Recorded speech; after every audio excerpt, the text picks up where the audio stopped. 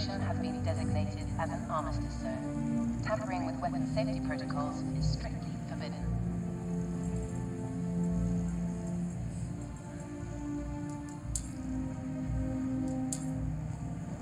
Space may be lonely, but you don't have to be. Save on resources and expenses. Join the ship share program today and fly together.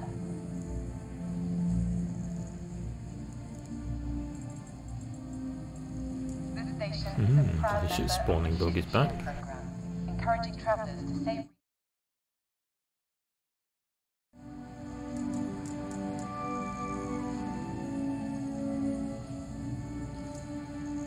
We kindly ask that guests exit airlocks as soon as. Your ship has been delivered to the following landing pad. Unfortunately, our automated system is unable to access that ship at this time. We apologize for any inconvenience. Please try again later, or select a different ship. Upon exiting the armistice zone, as weapons will once again become active.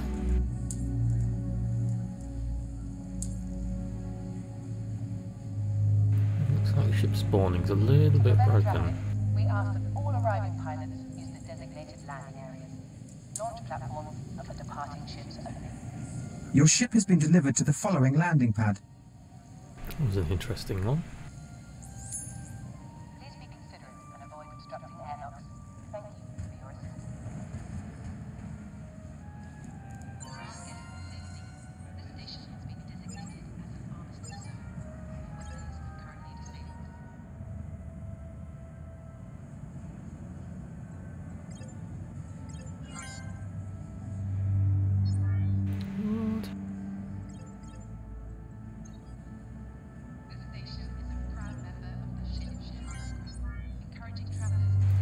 Things are a little bit broken on this one. All vehicles. To access your craft, consult one of the terminals.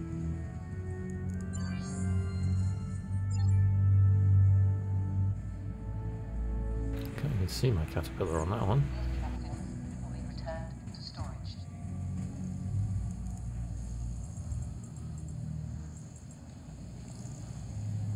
I don't say my caterpillar is unknown. Okay. We advise guests to please use caution upon exiting the armistice zone, as weapons will once again become active. No.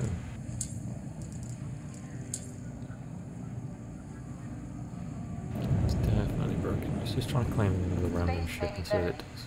You don't have to be. Save on resources and expenses. Using my Hornet anytime soon. Program today and fly together. That one worked. It's just my caterpillar it doesn't like for some reason. Interesting, okay. This station has been designated as an armistice zone. Tampering with weapon safety protocols is strictly forbidden. Your ship has been delivered to the following landing pad. Please be considerate and avoid obstructing airlocks. Thank you.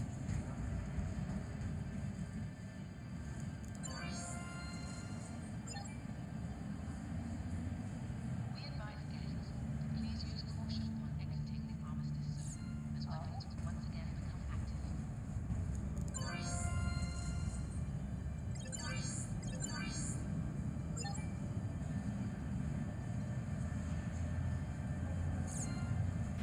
Constellation is a proud member of the Ship Share program, encouraging travelers to save resources and fly together. Okay, I'm going to join another server because I think this one's been a bit wonky.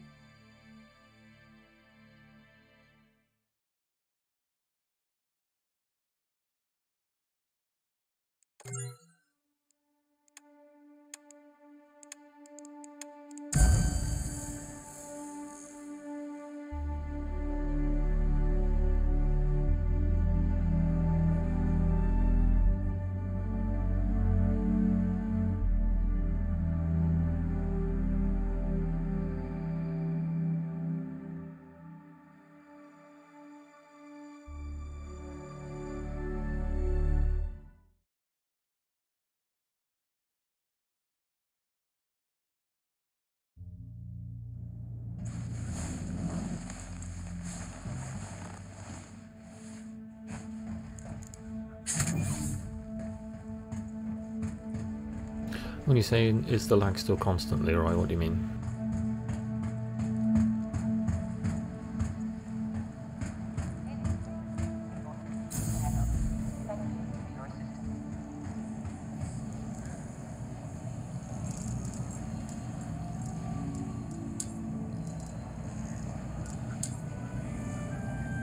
Reminder that vehicle Really level doesn't like my attendant Drake on Caterpillar at the minute, will be returned to which is storage. annoying because that's the ship I want to use. I might have to recopy my account.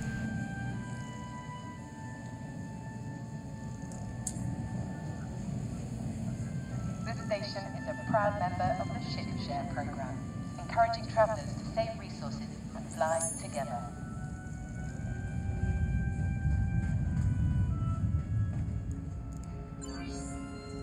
For our guests' safety, this station has been designated as an armistice zone.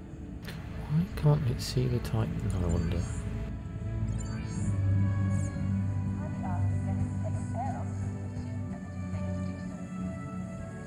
For our guests' safety, this station has been designated as an armistice zone.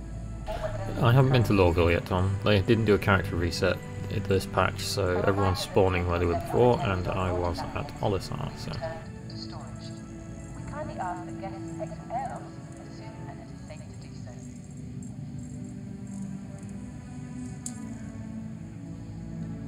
For our guests' safety, Your ship has been delivered to the following landing pad. as an armistice zone.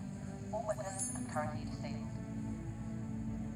I can certainly go and have a look at Lorville and see if it's fixed. Okay, so people are saying that they can't claim things at Olisar either, so it's not just my ship list that's borged, it seems.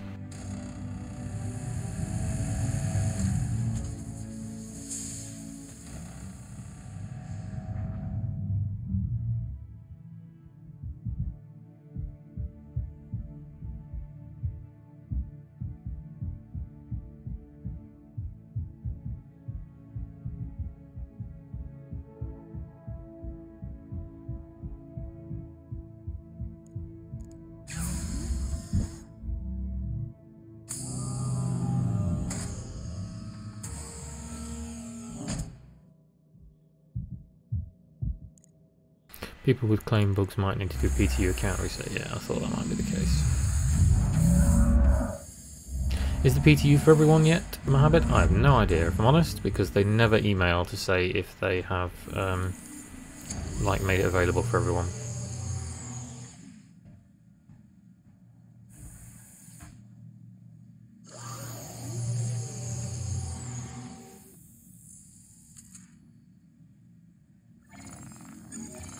When I see the Moby Glass is still fucked. Come on. Oi oi oi. Not looking good so far for a weekend patch. Although it was mainly just server stuff they fixed. You want any help, Bob Mitch? I'm alright at the minute, thank you.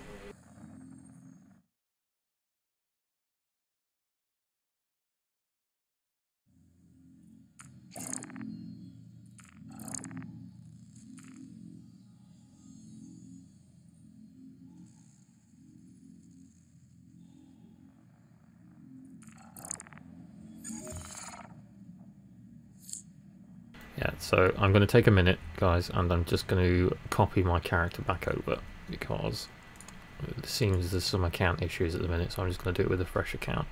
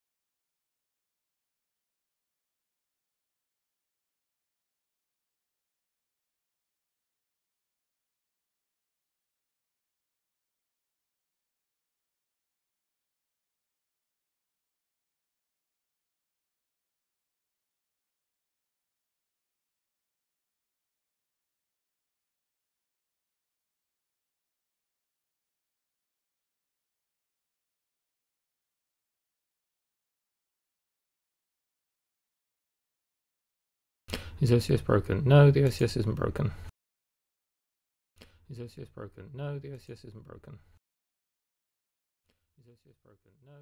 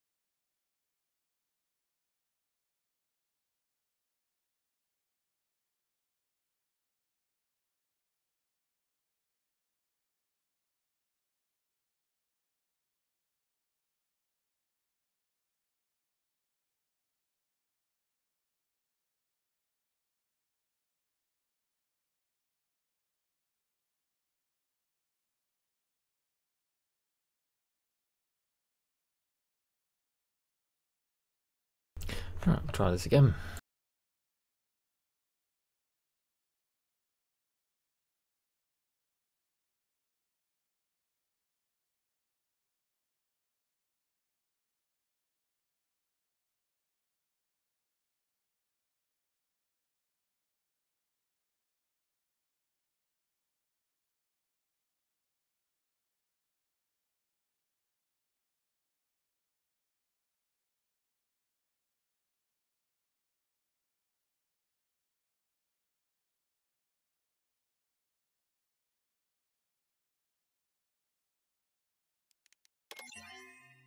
And start from scratch.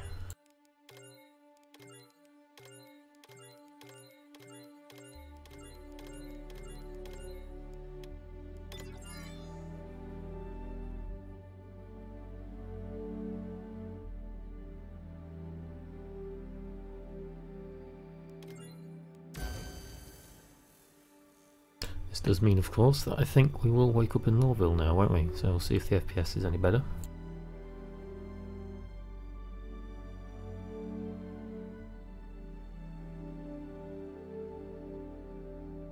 Yeah, and I have a feeling this is going to go live shortly after the weekend, because in the patch notes they fix the server crashes. The only major issue that they still have listed anyway is that using the shop kiosk terminals can cause the client to freeze. That is it. So whether they'll push it out after they fix that, we don't know.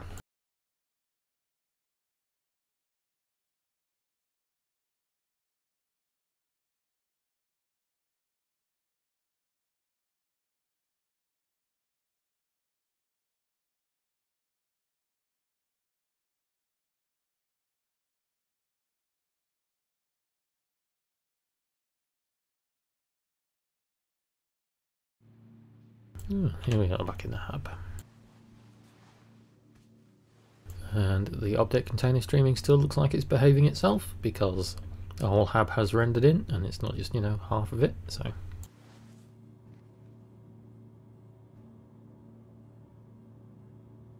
let's get an FPS counter up. So it's still fairly choppy in Lorville, although I'm getting 20 frames now, not like 10. This is where it will drop for a minute.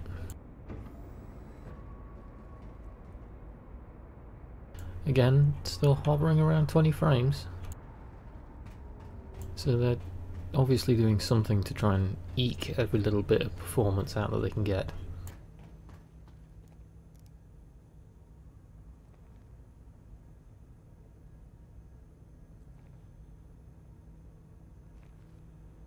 Oh, I've got to go and buy all my armour again. If anything, this will at least showcase Lorville's performance.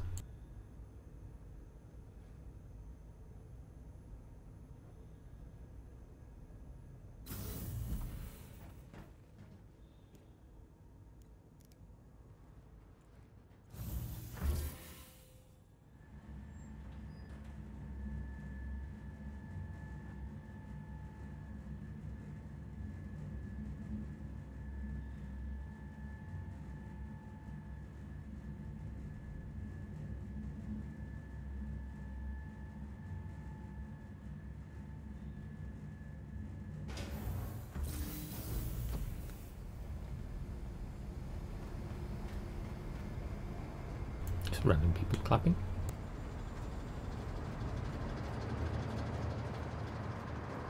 NPC ships disappearing again.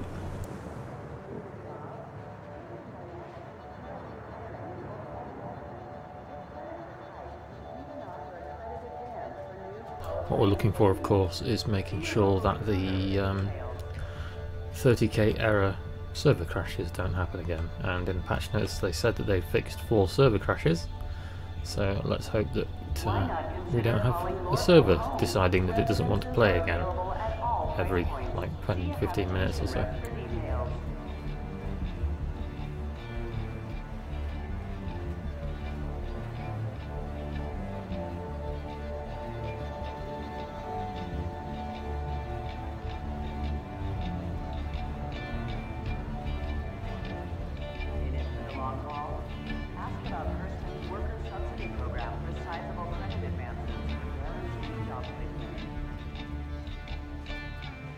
I wonder if the Reclamation and Disposal dude's got his voice back. I'll have to have a look in a minute once I've bought some armour.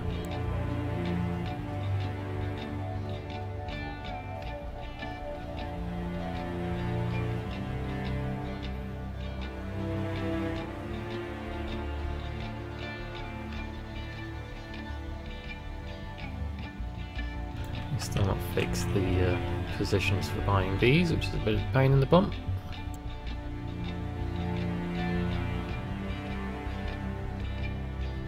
There we go.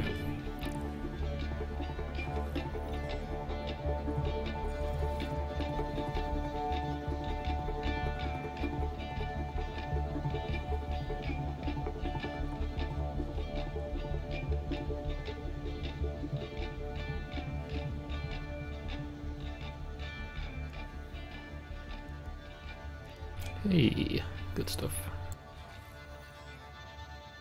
No goals for the stream at the minute. We just had another patch, dropped about, what, 20-30 minutes ago, so we're just going to see what we can do, see if things break, and see what works. Hopefully we'll be able to stay online and get back to LSR and such without the server crashing every 10 minutes with a 30k error.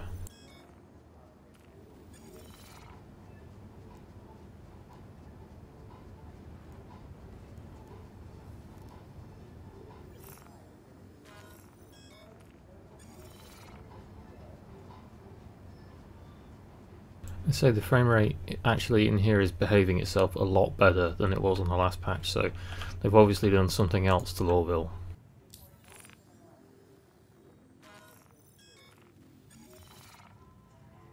Stupid NPCs. This is the one major thing about the NPCs at the minute. If they've got a pathing thing, yeah, that's right, you stand in your fucking cardboard box.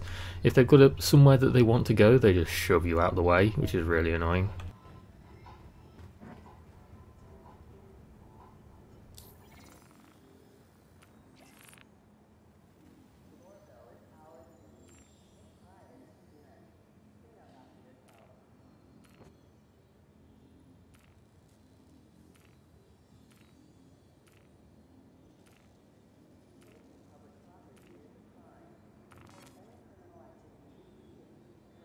Okay, we've got some armour. Now we have the multi-tool as well.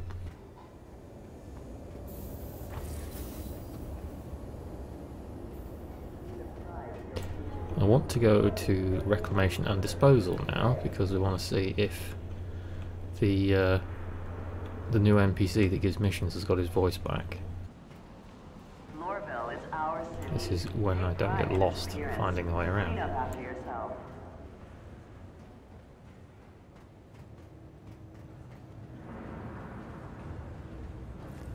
In it for the long haul? Ask about Kirsten's worker subsidy program for sizable credit advances for guaranteed job placement. I don't think the multi-tool does anything currently, unless they've changed it just lately. It just acted like a tiny little sort of melee laser that killed everything.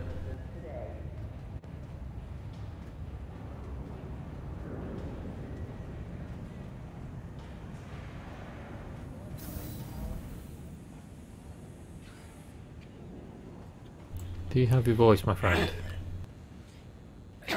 Oh, he does.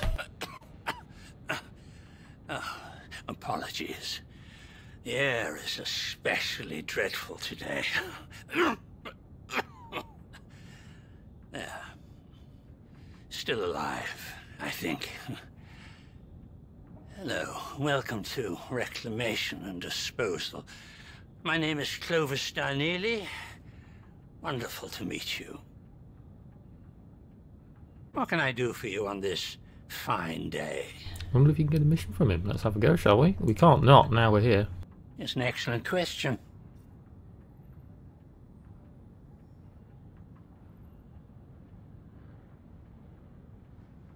Okay, so he hasn't got this line of dialogue, whatever this is, but we'll see if he gives us a mission, shall we?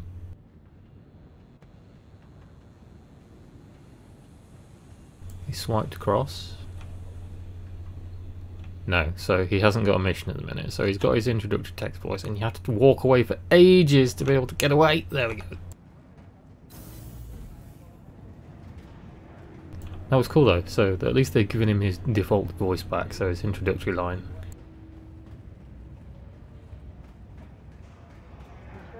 That was cool. So, like the rest of Hurston at the minute, we don't have missions implemented, so he obviously doesn't have anything to give us.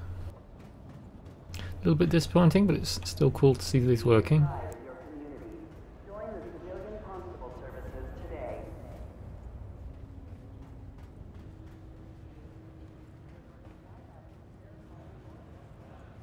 In it for the long haul?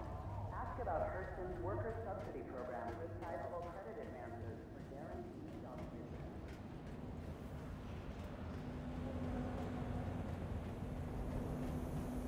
Need a job? Hurston Dynamics is currently hiring in multiple departments. If credits are tight, we even offer a credit advance for new qualified employees.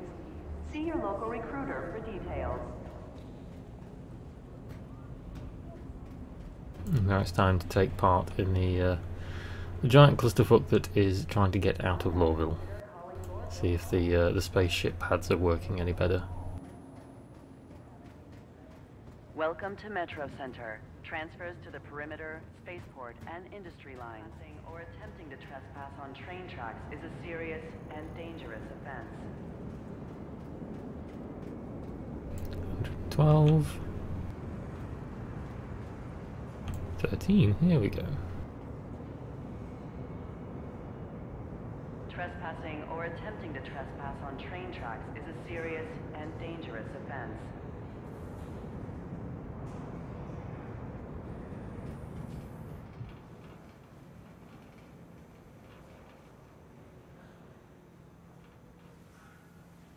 Step away from the platform edge when train is approaching.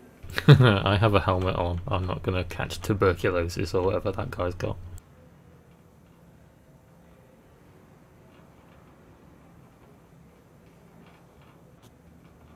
Hurston Security reserves the right to search travelers at any time.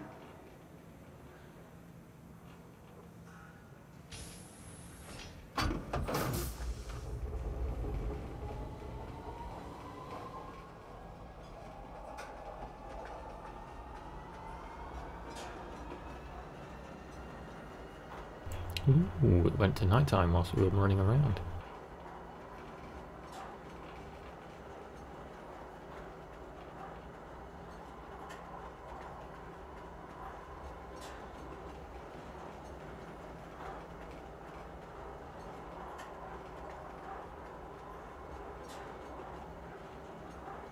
Yes, his face and his lungs are like old age pensioner, but his hands are as soft as a baby's.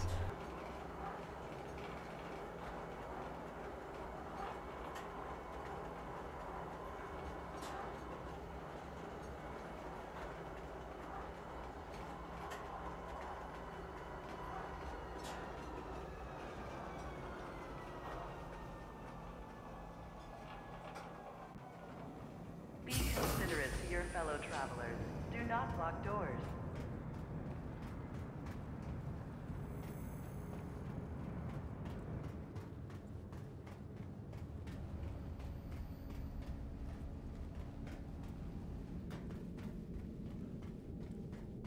The guards are behaving themselves a bit more as well in this battle. There's some wonky ones, just as I say that.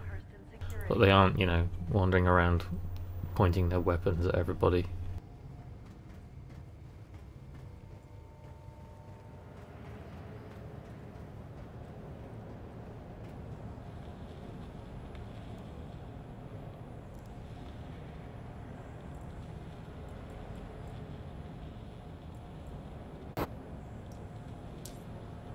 Right, now can I call my All of our landing Of areas are course, the currently pads are full. full.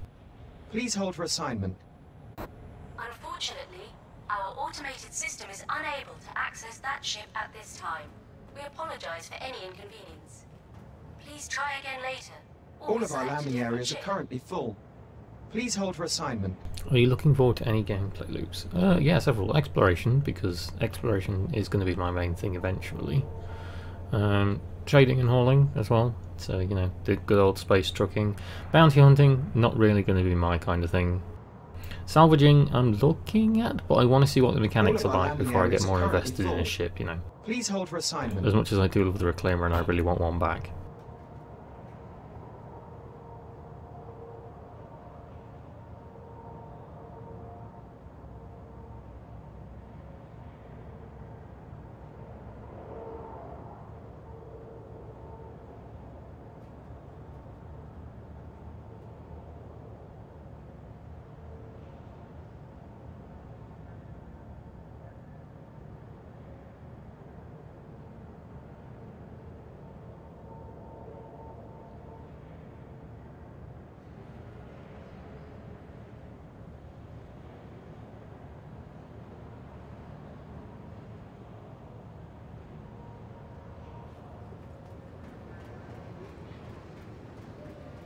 One day maybe they'll do something with the All of our landing concierge areas are lounge currently here, full. unfortunately. Please hold for Not right assignment. now.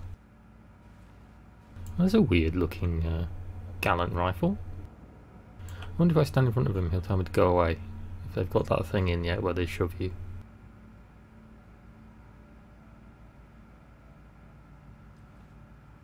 Hello, good sir. I have no regard for personal space. You gonna push me away? Your ship has been delivered to the following landing pad. Never mind. More important things to do. Right, so standing at the terminals, I have the little meter thing here.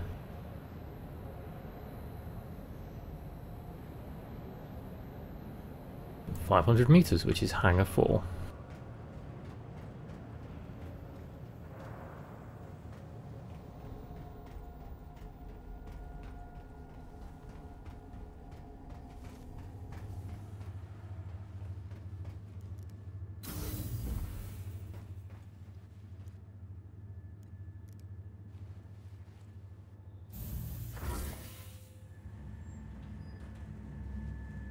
Go and get a whiskey. I've already done that.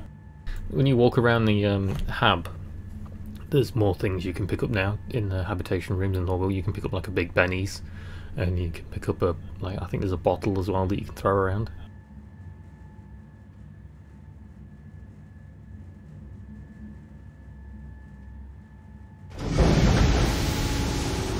It's so loud in here.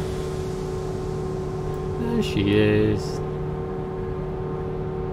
No more messing around with reclaiming it and having a second one spawn on the list. Yes, you can get coffee as well in the hubs. Some of them have a coffee machine in.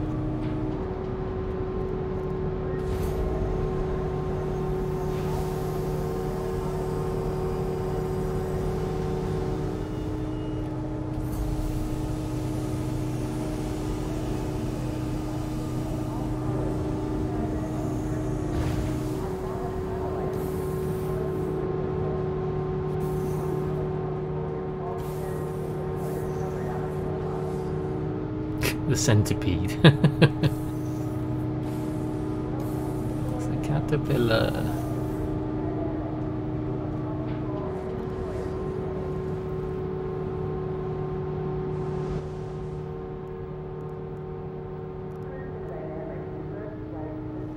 Alright, will the ATC man show us his face today when we call him?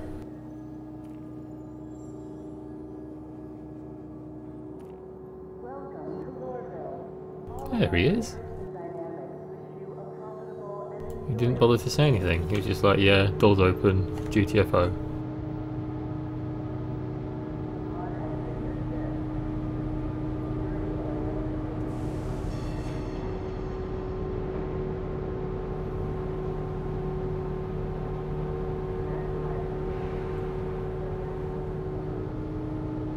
There's the new no-fly zone graphic if you haven't seen it yet, with the hexes to make it a little bit more visible. There's the new deal shop as well, the window down there where we were looking at from a minute ago across the pads.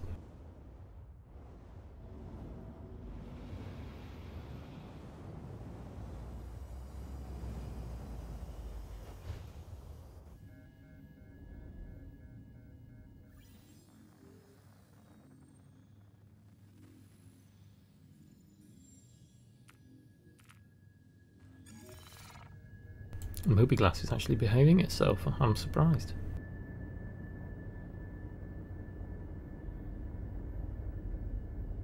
You can fly any ships during the free sale and the free fly event, and are you going to buy any during the ship sale? I was originally going to rebuy my 600i back because I had to melt it as part of a package to buy the Constellation Phoenix, because as we now know there was no CCUs available for the Phoenix and I really wanted one. However, because there's no exploration mechanics in the game yet, can I just point out that I'm flying over the city and I'm getting like 30 FPS, so they definitely have done something to Lorville to kind of reduce the asset count. Yeah, I was going to buy my 600i, but because there's no exploration mechanics in, and I have to say that I prefer the Phoenix's interior now over the 600i's, even when you've got more people jumping around inside it, that I think I'm going to keep my Caterpillar here, because it was going to be my Caterpillar that was going to be upgraded to the 600i, and I will do something else with the rest of the credit money I've got. I was actually looking at a Prospector earlier on, but I don't think I'm going to be buying one of those.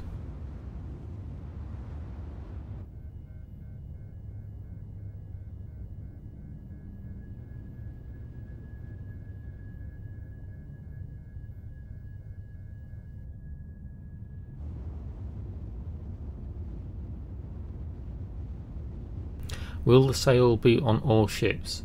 Yes, eventually. So what's happening is there is a schedule on the RSI website. It starts on the 23rd of November, which is of course Black Friday, and one day, or rather each day after that, specific ship companies, so if you like the different companies within Star Citizen, will have their ships on sale. When that day is over, they won't disappear, so you won't have like only one day to buy them, but they will remain available until the end of the sale, which I believe is on the 4th of December.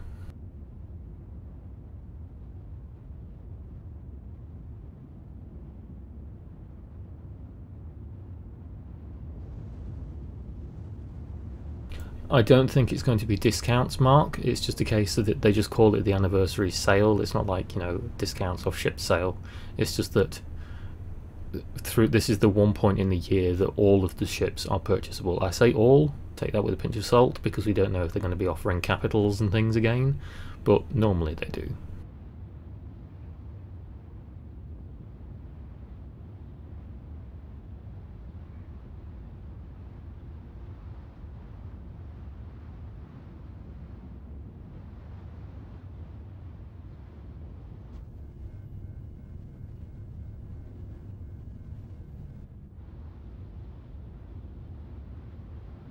Yeah, so ships that aren't normally for sale on the website, if at all, they will appear this time of year. Like lots of people who I know from Sync are looking to buy things like, you know, the Polaris and the Orion, and this is the only kind of time of year that they're available.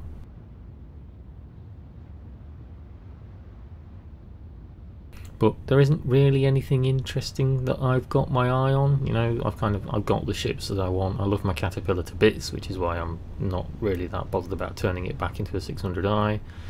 I've got my Phoenix. The only other thing that I have been tempted lately with is Starfarers for when we get the refuel mechanics in, and the Reclaimer for when we get the salvage mechanics in. But we shall see.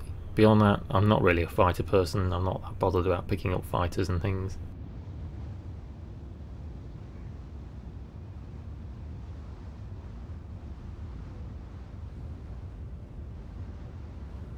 Yes, Antonio, we're running from Lorville again. There's a new patch, and there was an account bug, so lots of people, myself included, had to recopy their characters to the PTU. So we've respawned in Lorville, and now we're just leaving. Yes, we just passed through a layer of cloud. You can see the cloud layer even though it's not that clear. A bit better if I look towards the sunset, I suppose.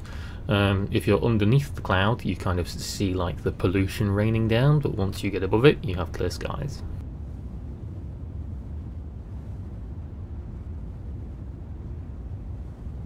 Cloud tech at the minute doesn't look that brilliant because it is just like a single layer, but come a couple of patches from now they are going to introduce the volumetric cloud tech. That's the kind of thing you've seen in the Squadron 42 trailers around the coil, that area, that's going to be implemented across all of the Star Citizen universe, so it will look a lot better, and it will make, you know, defining features and things from space a lot harder because you will be looking through multiple layers of cloud.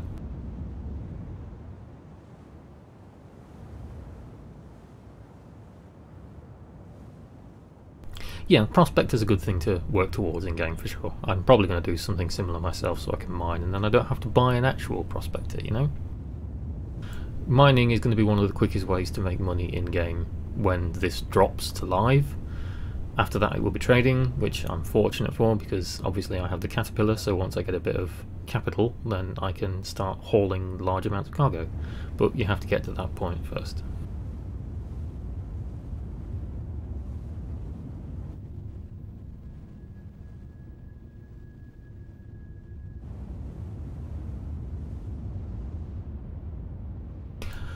Can also point out that we haven't had a 30k server crash either, so they seem to have fixed those, which is really, really good because that was one of the other major hurdles that we had, didn't we? Thomas, they've just dropped the F build. Any notable changes? We aren't getting the 30k errors again, as I just pointed out, and the FPS in Lorville seems to be a little bit better. Not a lot. You're talking like maybe 4 to 5 frames in certain areas, you know, where it's still loading things in, it's choppy as hell, but it seems to be a little bit better. Flying above the city as well seemed to have a little bit of a noticeable improvement, so they're still working on something behind the scenes to try and cull the assets, I think.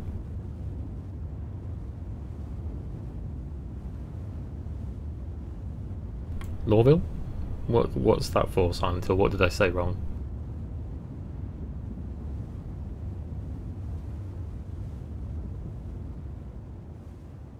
TGR, if you aren't sub or concierge, then you can't get on the PTU at the minute. It's only open to wave 1, which is subscribers and concierge. They haven't put it out to a wider PTU. They don't want to because they want to fix everything quickly and get it out to live so that everyone can play.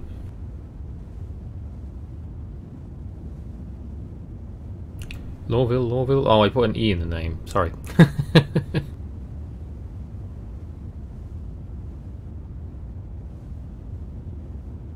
It's 1 o'clock in the morning, you can let me off. CIG has this habit of releasing patches at silly o'clock in the morning, don't they? Well, for the UK people anyway. Why do I keep losing my angle of attack? It must be something to do with the Caterpillar.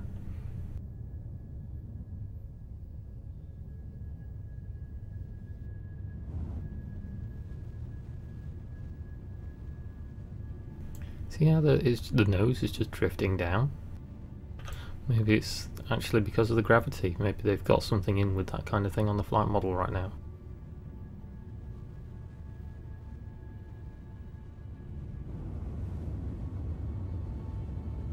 Oh, I'm not triggered. I will take constructive criticism quite happily, and if I've spelt it wrong, I've spelt it wrong.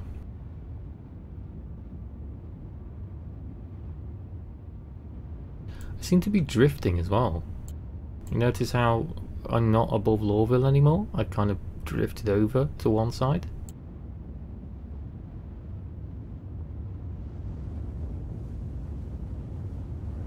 Oh, you're triggered. I don't do it on purpose.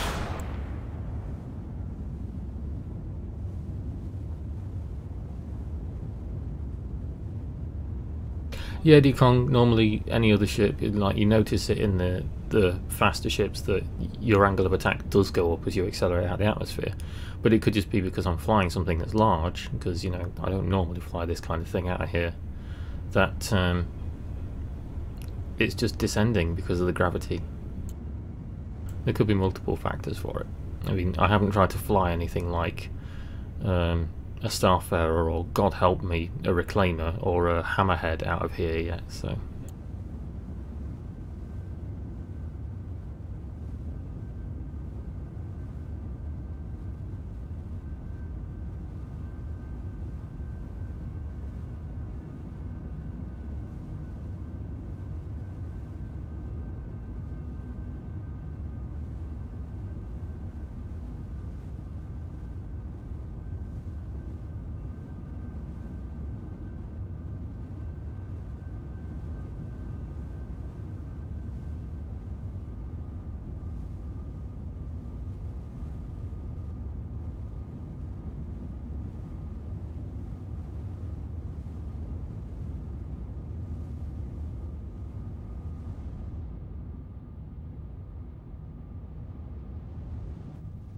Okay, now we're picking up some speed, but it's because we're getting quite high.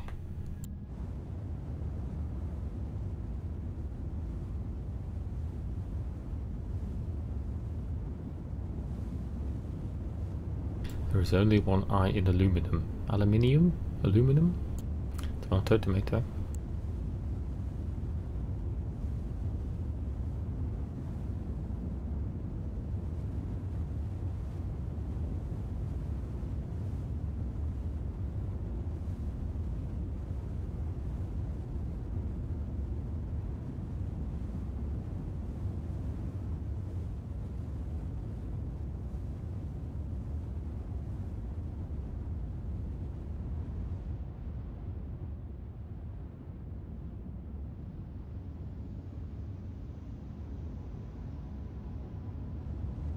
I can't imagine what flying a Reclaimer out of the atmosphere here is like. It must be bloody awful. I imagine you'd have to keep the ship in landing mode for God knows how long just to get high enough. You have to make that thing take off like a Saturn V rocket and just go like straight up in landing gear mode. Just hold spacebar for 10 minutes until you get outside the atmosphere.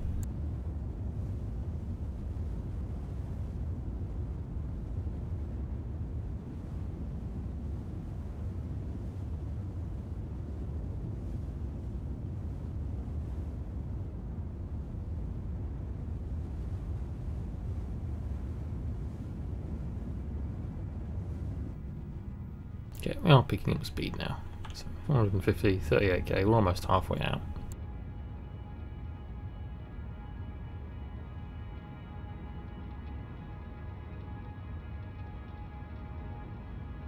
Just complete the Recco mission. That's cool. If we get out of here and we get to Olisar, we can switch ships, we can see if we have Recco's mission available to us and we'll go and do it. Question is, does she give you more after she gives you the first one, or does she still just have an introductory mission?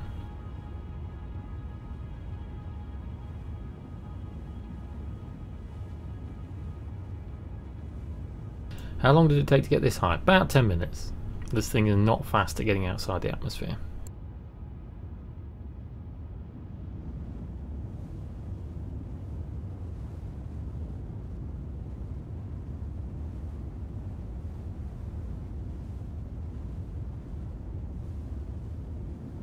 You're hanging around Levski like a dirty smell. Hanging around Levski is pretty cool when there's no one else there. You get nice frame rates when there's not a million ships parked outside because everyone's trying to get inside to go to Teacher's ship shop. I don't actually know. No, this will have no cargo in it because I reset my character, didn't I? So yeah, this is an empty ship. I do want to get some cargo in it and bring some around. Probably not back to Hurston, obviously, because it'll take ages to get in and out of the atmosphere, but to one of the moons for sure. I want to see if you get more money for bringing stuff over larger distances. So, for instance, going to Olisar and picking up some medical supplies, then flying back and seeing if they give you a better payout on one of the moons at the Outpost. Something like that.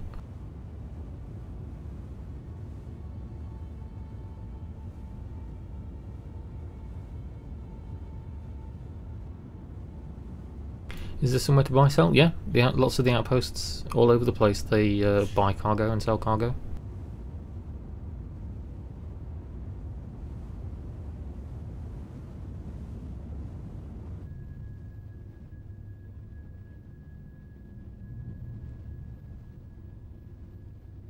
Ooh, there's the atmosphere burn. Definitely getting higher.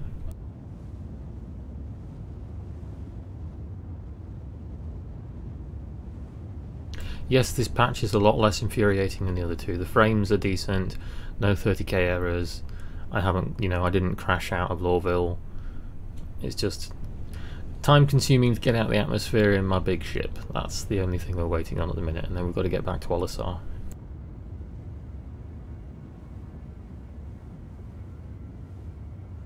Lorville, selling and buying things. I imagine you can, because there is an admin centre near Leavesden Square. I've just never been there. So there is specific signs telling you, or rather leading you, where to go to an admin centre. So I imagine there'll be consoles and customs terminals in there that you can sell things to. What they buy and sell, I have no idea.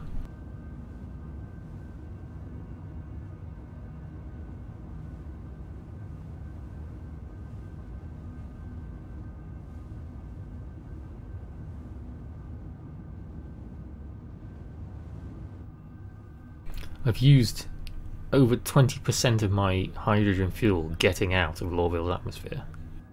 That's crazy. So it's going to take like 30% of the hydrogen fuel to get out. So yeah, this is not an easy place to escape from in a big ship.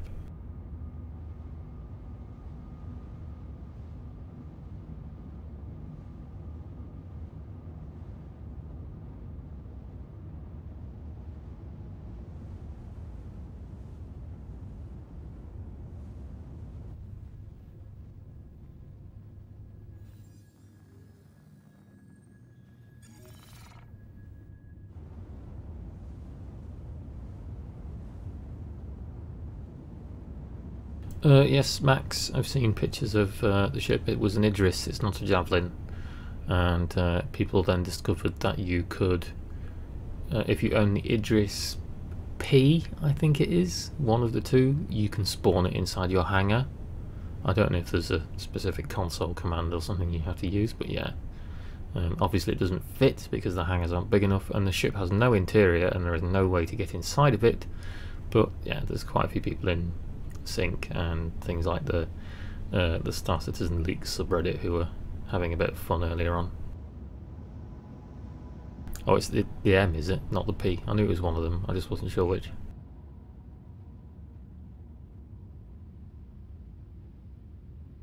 Yeah, only if you own it. There we go. So we're outside the atmosphere and we just need to continue going up because we need to get above the horizon to reach Olisar.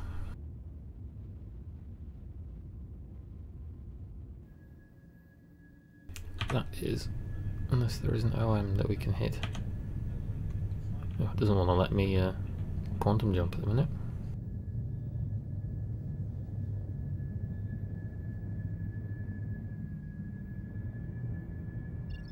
There we go.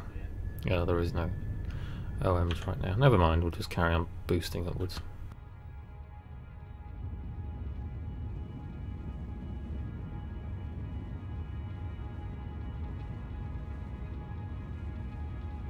Yes, the Idris is big. It is a capital ship after all, albeit a frigate.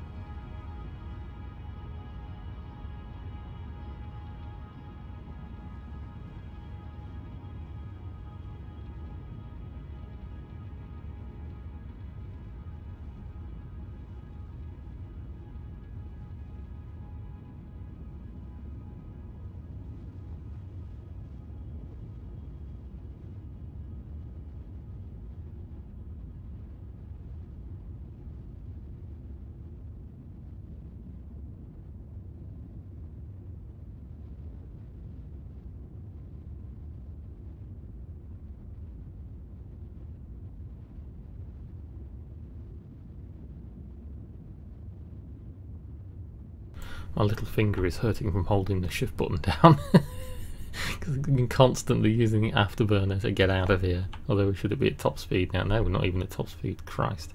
We did nearly use 30% of our fuel getting out of the atmosphere. That's pretty crazy. Yeah, I imagine Board jumped on it. I'm not sure if he owns an Idris. I imagine he does. I know he has his javelin, obviously, from the referral rewards.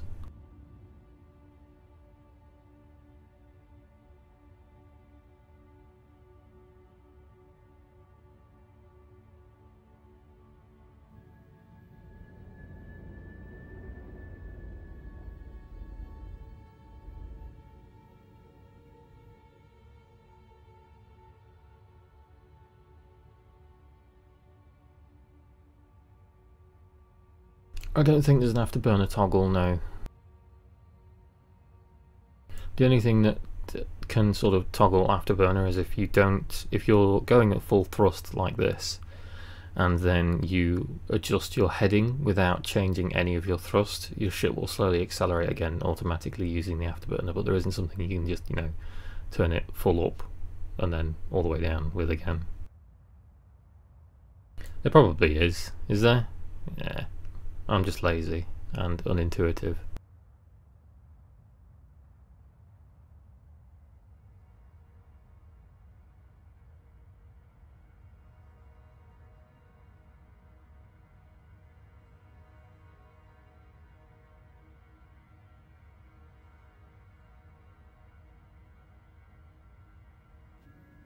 Can we jump yet? No, bloody hellfire. And now we are at full speed, so I can let go of the button.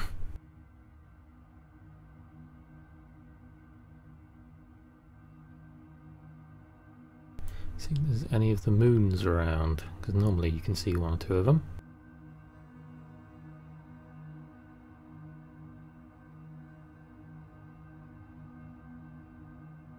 Doesn't seem to be at the minute. That might be one there, but it'll be really hard to see on streams, just underneath the command pod.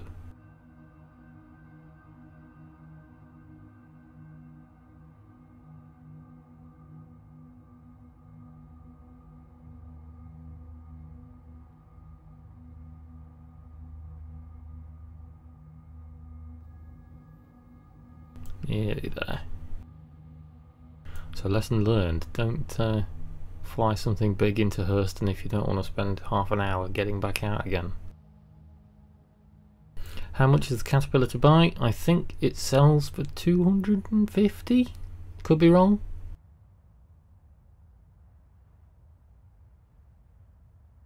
Yes, you have to leave the atmosphere before you can jump. I have already left the atmosphere. I'm out of the atmosphere. I'm well out of the atmosphere now. However, Port Olisar, where we need to go, is dipping below the horizon of Hurston, so I have to kind of move away from the planet to get line of sight of it before I can jump.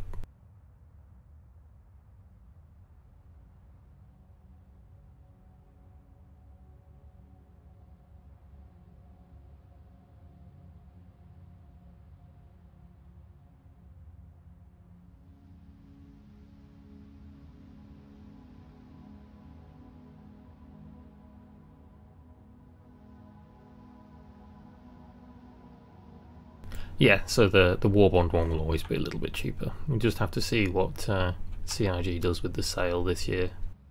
You know, we don't know what insurance options are going to be there, because it's going to be getting to...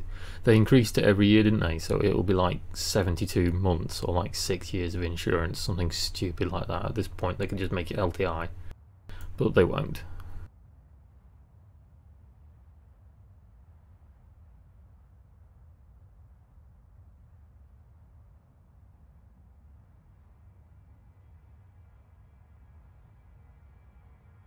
I was saying last night about, because someone else asked about quantum jumping whilst you're in the atmosphere, and there's probably some in-game physics reason why it can't be done, like, you know, you could damage the atmosphere with the quantum drive, or, you know, because you're still in the atmosphere, the various forces at work would rip your ship apart, or something silly like that.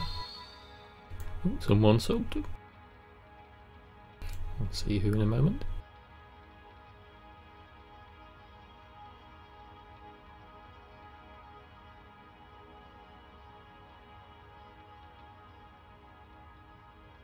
Oh, it was Nils. Thank you, Nils.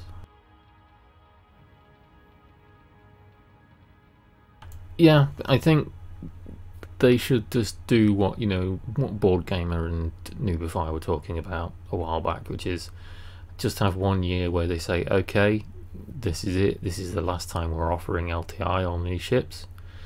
You buy it now or you suck it up, and then from then on they just do like regular insurance, like 6 months or something like that.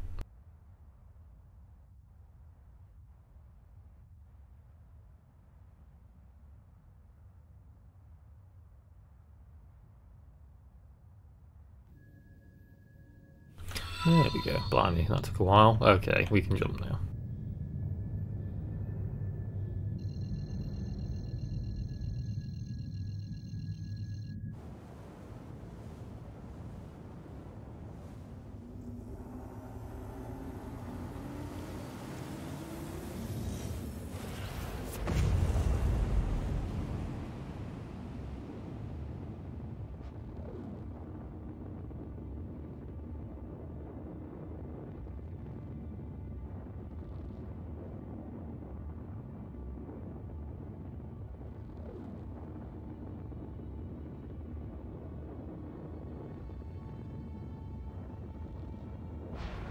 Whilst we're travelling, we'll see if Reko's mission's popped up. No, it hasn't, so that's a shame, never mind. And still just the Crusader missions at the minute, nothing around Hurston. Do the planets rotate around the sun, or do they just spin? They just spin at the moment.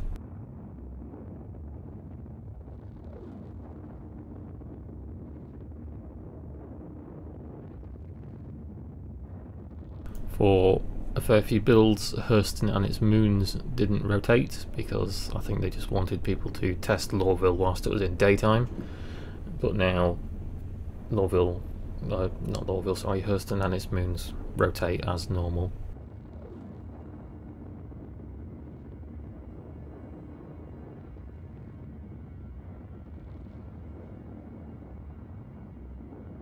I do find it quite a funny argument when people complain that at the moment the celestial bodies don't orbit around the star, because unless you were sat there watching it, or you know, you left the system and then you didn't come back for say like a week, you wouldn't even notice it on the star map, because things would still move that slowly.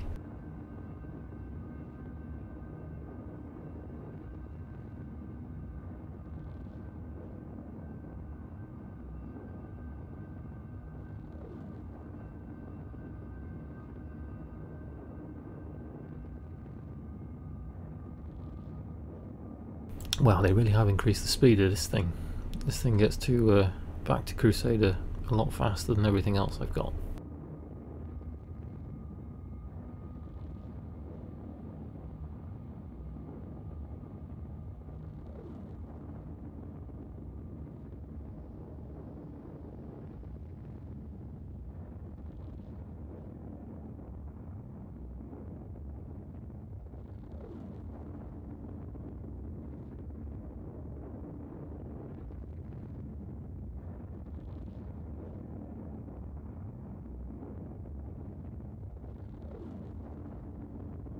Yes, they did balance them last, but it wasn't the fact that they balanced them, they just increased the size of some of them relevant to the ships. And so like the Constellation series for some reason had a size 1 quantum drive when they should have like a 2 or a 3, so they made them bigger.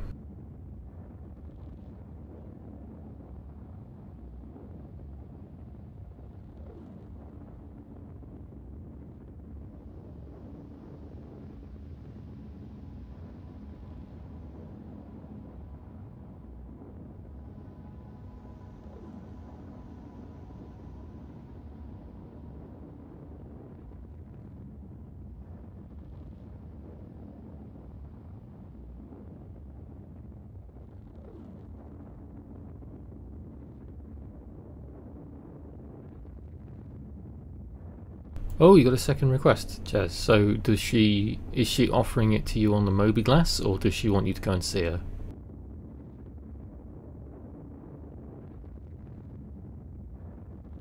I want to do the bloody Reko missions and she never gives them to me now. Maybe I have to do another mission to start with. Might be something to do quickly, like just do the PI mission and get that so that I get a higher rating. So we'll have to go and give it a go now that the PU is working. They still haven't fixed this quantum travel bug. That's good.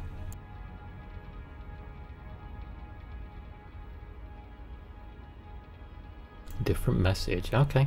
Don't spoil it for me though. I want to go and do it myself. We will get the bloody Reco missions done. One way or another.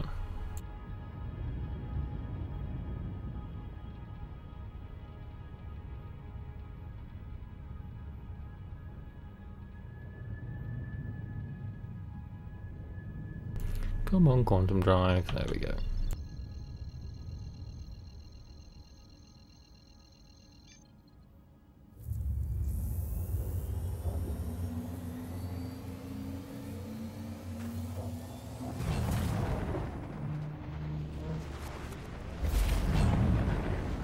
God, I felt instant compared to the travel between Hurston now.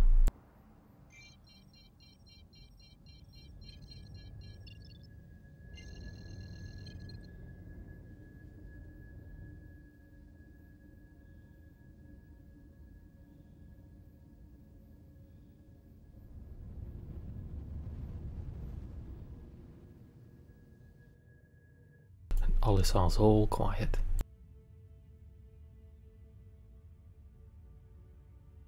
Got all 400 pads to myself. How often does that happen?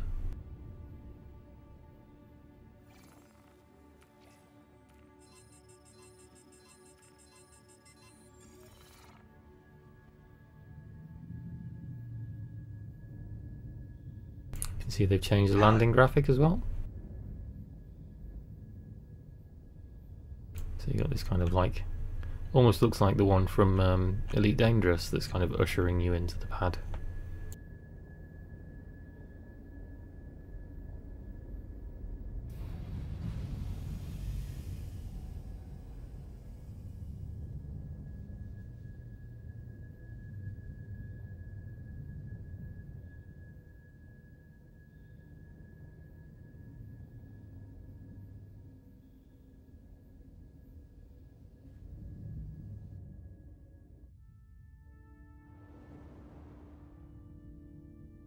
And then you'll see when you touch down, it goes away.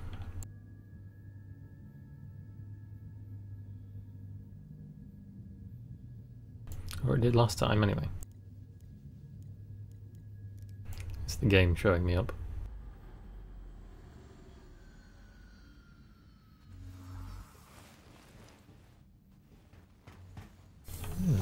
Text in my HUD is red, now orange, okay. Don't forget to refuel. I'm not going to use the Caterpillar to go and do like the PI mission.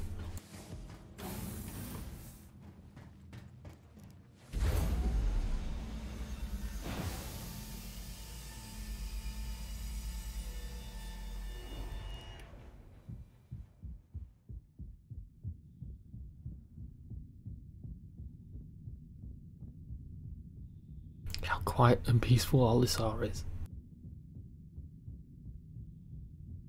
Soon it won't have a use. They'll just have to attach some big engines to it and fly it into Crusader's atmosphere for shits and giggles.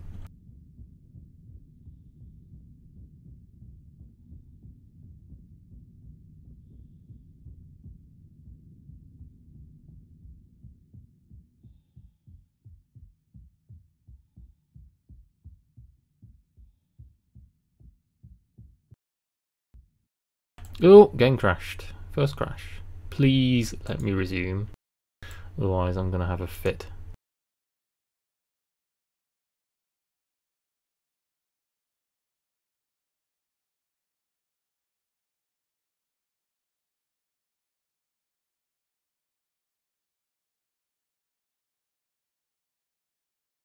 If it doesn't resume, we'll just have to use something faster to get out of Lorville. We don't need to run around and look around anymore.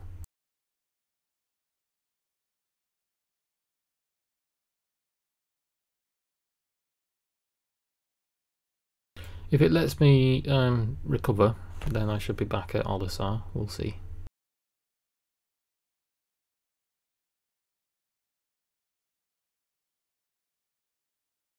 Ooh, and it worked. Let's see where we turn up.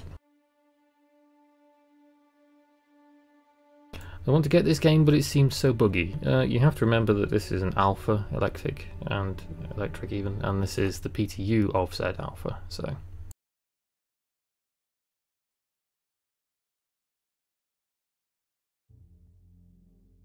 Hey, look at that, right back where we left off. Good stuff.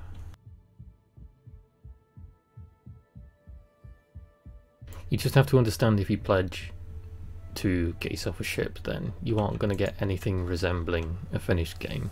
Other than that, you know, just wait until the free fly weekend, which is at the end of this month. Free fly weekend, free fly whatever it is, free fly event. Because all you need to do is register an account. You don't have to buy anything, and then see if you like it. And then you can always buy like a package or something. Due to inactivity, we have been forced to assign your landing zone to another customer. Unfortunately, our automated system is unable to access Your ship that has been ship delivered at to this the time. following landing We pad. apologize for any inconvenience. Please try again later, or select a different ship. So just cycling a couple of ships so that it keeps me here and doesn't send me back to Hurston. Your ship has been delivered to the following landing pad. Yeah, try it out. Go and have fun when it pops up. So, you know. Warning, you are blocking an active flight lane. I'm not. My Please caterpillar's vacate just the on the vicinity. pad. Get rid of the caterpillar if you want to get rid of it then. Stupid station. Initiating ship storage procedure. There we go. For your safety, please vacate the area. Thank you for your cooperation.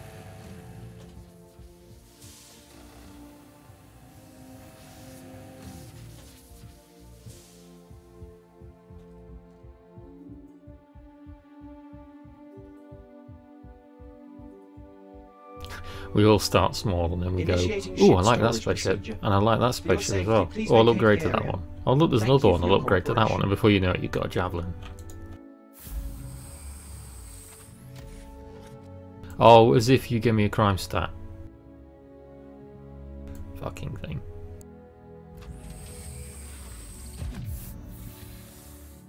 Warning, you are blocking an active flight Screw lane. you and your Please flight vacate the lanes. vicinity. Initiating ship storage procedure. For your safety, please vacate the area. Thank you for your cooperation.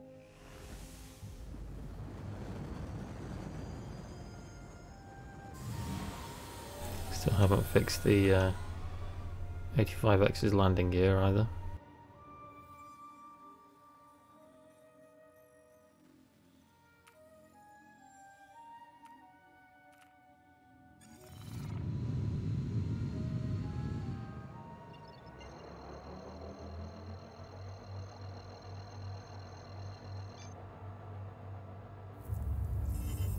Yes, I am a fan of Origin, I'm ashamed to say.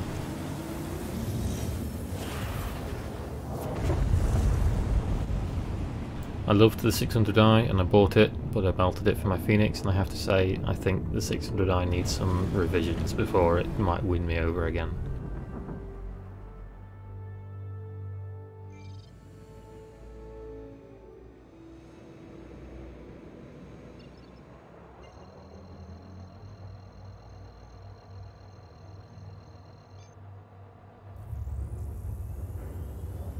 The blue flash in the screen is the text cycling around the hood from the Mobi-Glass. Whether it's intentional, we don't know.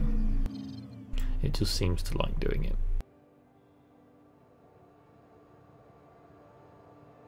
If you want to see a scan, this is a scan when you do a ping. Like that, see? And everyone else can see the pings.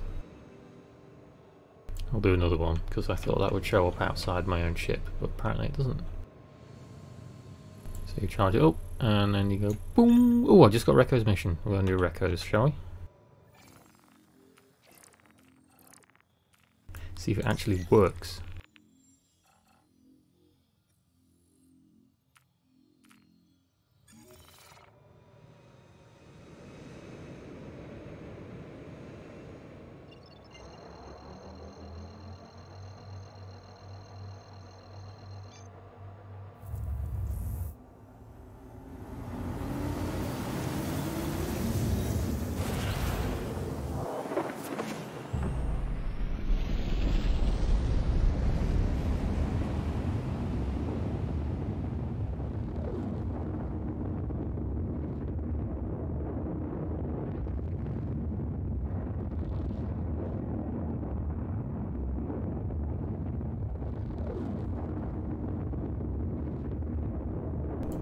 just go for a simple starter ship.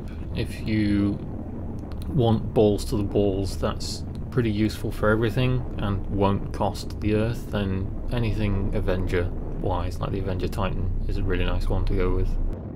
The Mustangs are nice, but at the minute you can't carry boxes into them for box carry missions, which is a bit of a pain.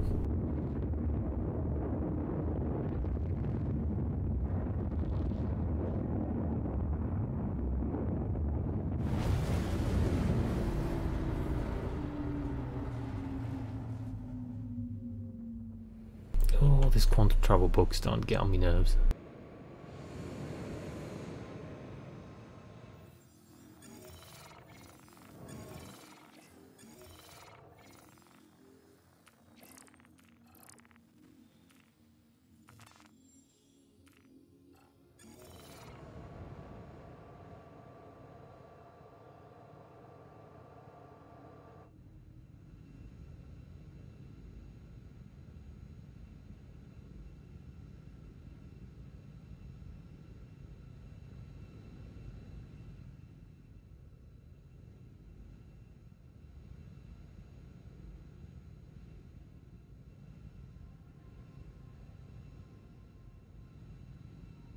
Yes, the Titan does have cargo space.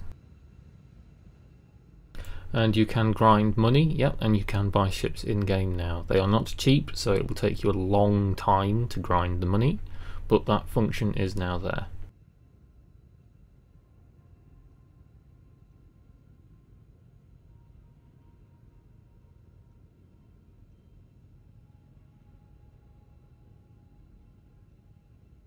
Yes, there will be people in synchronizers who are the money barons, and people like Vreeden who will go and earn millions upon millions of credits with mining or something, and then they will probably use that fund to help people buy ships in game and stuff. That's just what we do, that's how we roll. Someone comes in with an Aurora and obviously we say, oh that's fine, you can fly these ships, and now we have the ability to give people credits in game, albeit sort of in a funny arse about face way. We'll probably help them buy some other ships, even if it's something like the, you know, simple like the Mustang Beta that's at the New Deal store, or you know, a Prospector or a Cutlass or something. Yes, lots of coffee.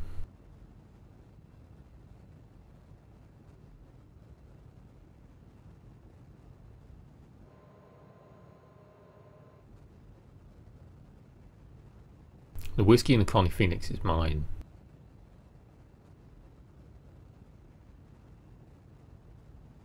Connie Phoenix is like my personal retreat ship.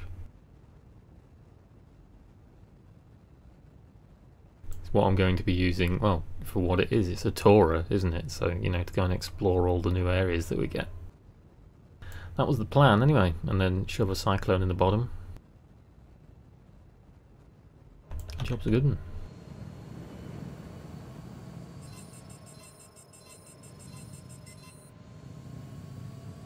Yeah, home away from home.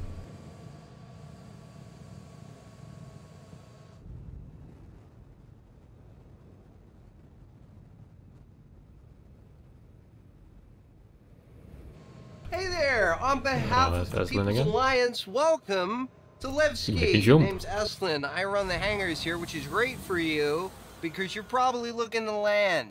We're going to land, but we're not going to use a hangar. We're just going to park in the premium space out front.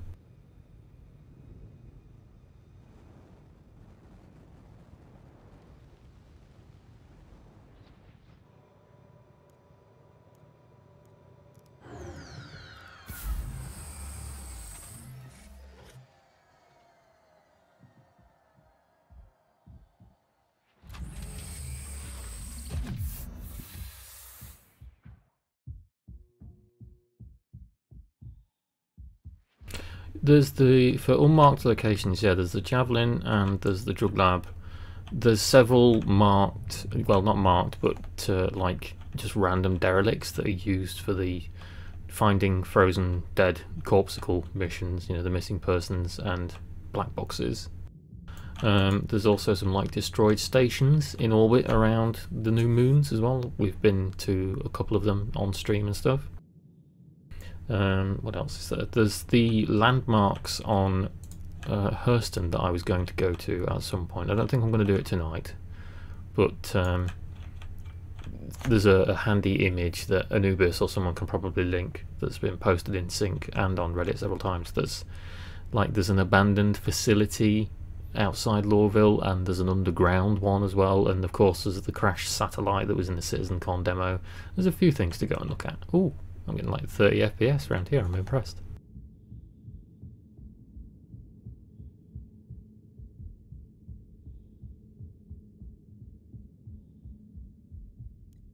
See, Nevsky's not that bad when it's not full of spaceships and people. Squadron 42 will probably be out next year. I would say late next year.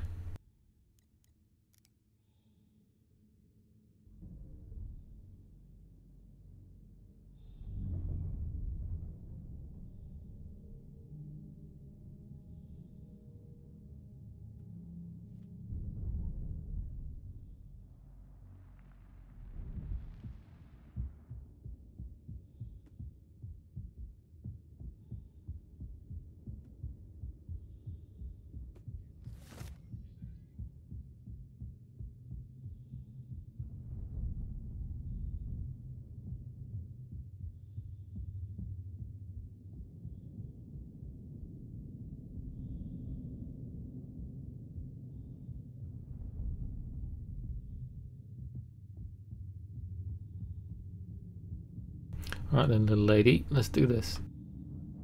Oh, you're not stood near your desk.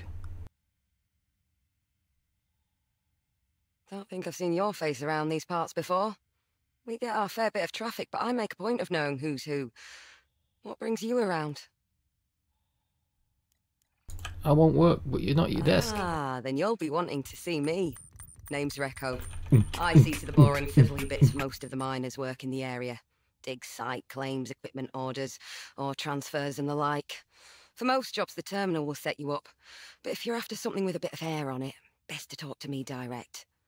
If you'd like, I can see to setting you up with something now. Nothing too big, but it'll let us see how we feel about working together. Sound all right to you? Sounds good. You think she's some kind of android? Great. I'll take a scan through now. You're not at your desk. Yeah, I'll look at her leg in a minute. To take care of this shipment for me. Always like seeing her leg. Are you a leg person, T-Love? Uploading the contract to you now.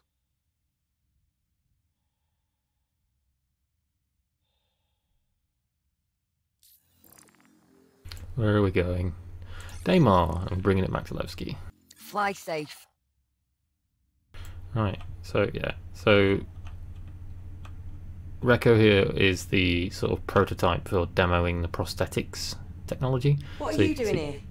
Figured you'd be out finishing up the contract by now. She's telling me off because I haven't gone away yet. So you can see she's got a prosthetic leg. And she's got a prosthetic hand as well.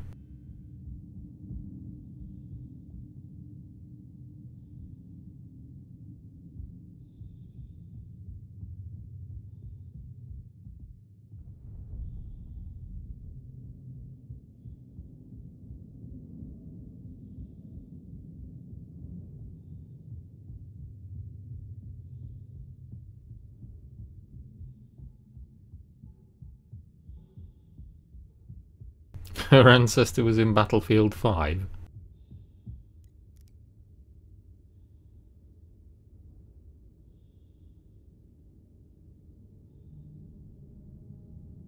I haven't played Battlefield 5. I was very, very tempted to get the EA access. Oh, they've still got this buggy lift. To get the EA access thing earlier on today, but fuck EA.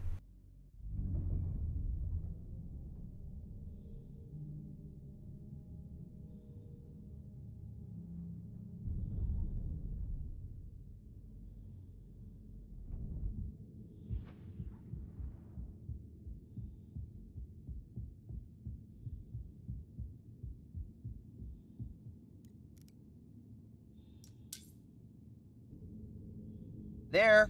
Should be waiting for you in the hangar. There we go. You see instant Levski hangar spawn. How often do you see that?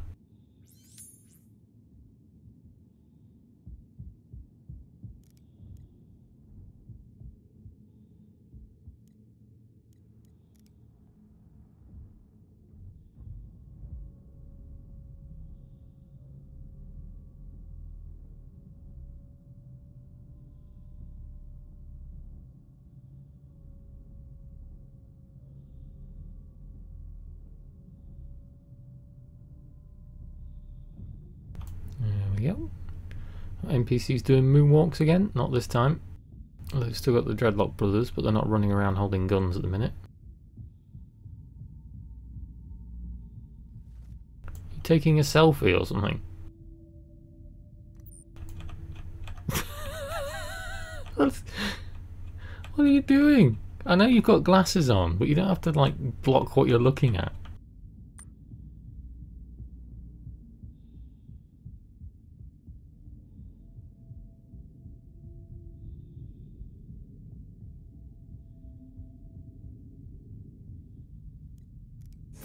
Not get crushed by the ladder.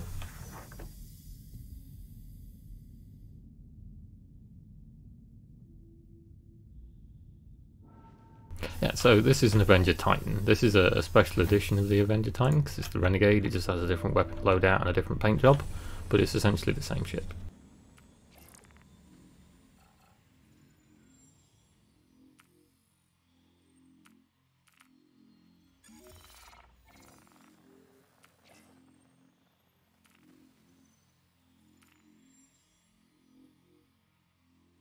You're clear to take off.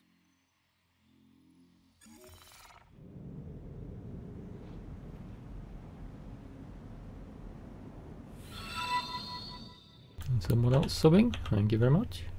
Good luck out there.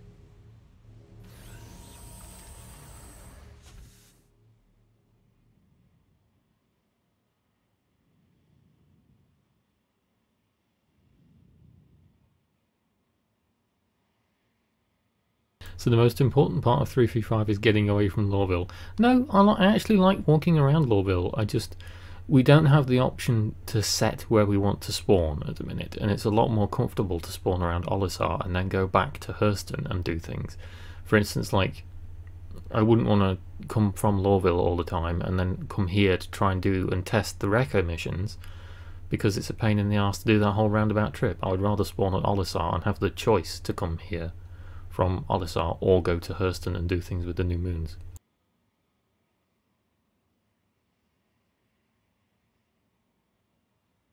Why do some of these guys wear sunglasses in the dark? They probably do welding. In fact, they probably do welding incorrectly, being the silly NPCs that they are, which is why they're wearing sunglasses in the first place, because their retinas are burned out. That's also why they have to hold tablets 6 inches in front of their face when they're walking around.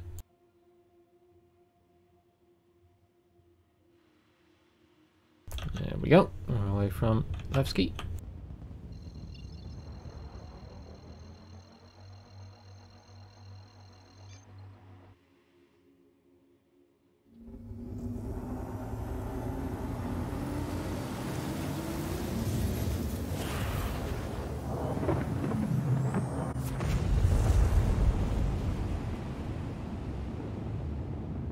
No, Johnny, there's not any new missions at the minute. Well, I say that, there's no missions around Hurston, but apparently they have fixed Reco Basilika's missions, which is what we're trying to do now. So the NPC with the prosthetics at Levski.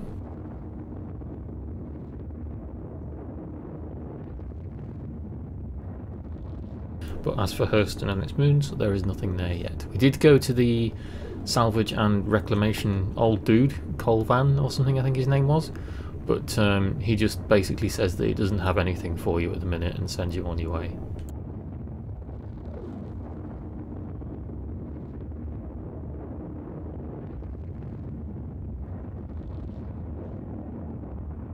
Colverse, yes, thank you for correcting me. Colverse Conan, we'll just call him Conan. It's easier.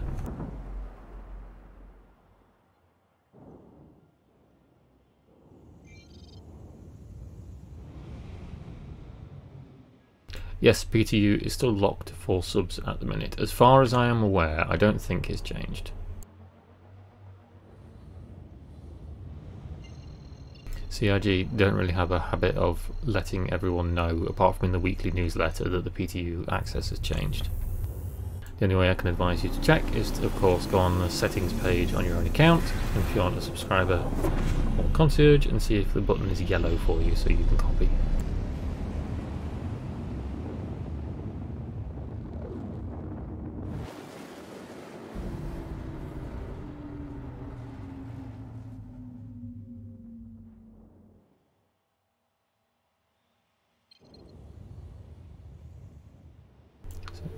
Upside down.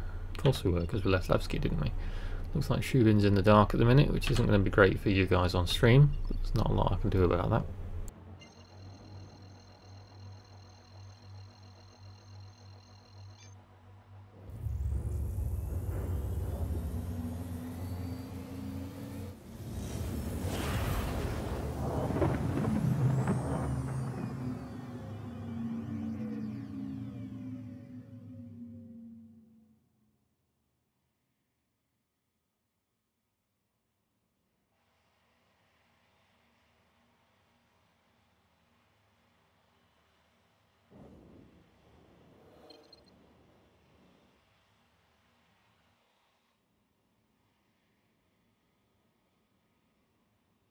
So the Avenger Titan Renegade, it differs from the normal Titan because the normal Titan is nicknamed the Penguin because it's black and white, whereas this one is obviously yellow and blue. The lights are different on it, like the winglets are yellow as opposed to white. It still has the same cannon on the front, but it has Ballistix as its secondary fire, whereas the original Titan has laser repeaters, which I actually prefer. I'm not that fond of the weapons loadout on this one.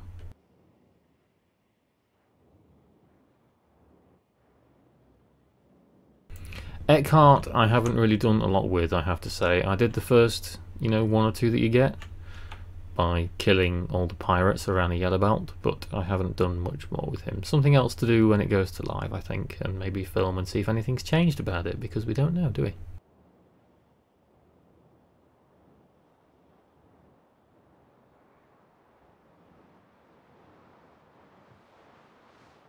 Let's see if this thing's front light is still like a second sun, or if it's a bit dimmer. Oh no, it's still like a second sun, look at that. It's still got the Daymar heat haze at night time as well, which doesn't really make much sense.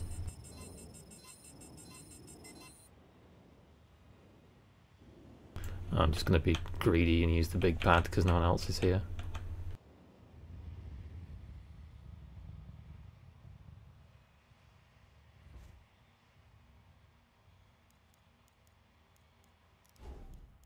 So you saw how I got into this thing by climbing in the side, so this ship has 2 ways to get in.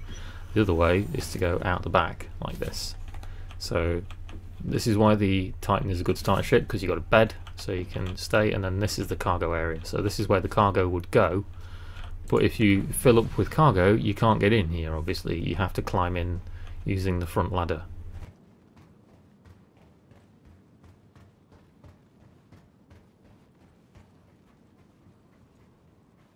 I am an idiot. I didn't put my landing gear down.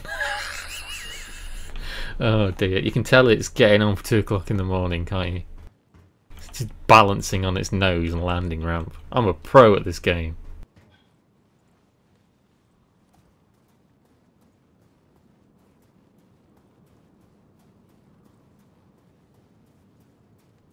How much is this game? How much is the Titan? I think the Titan's £90. Could be wrong. £90 Britbong. It'll probably be like $110. That's the game package one. Alright, let's see if the NPC is working. Something I can help you with. The NPCs have their voice back, that's good. Give me a box.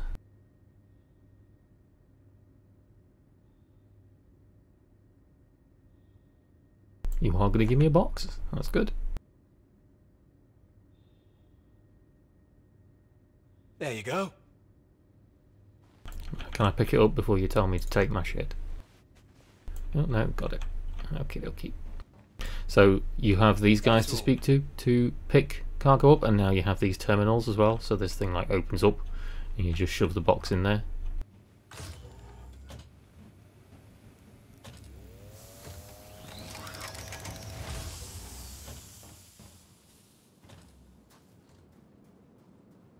I can't believe I didn't put the landing gear down. I'm such a fucking tool.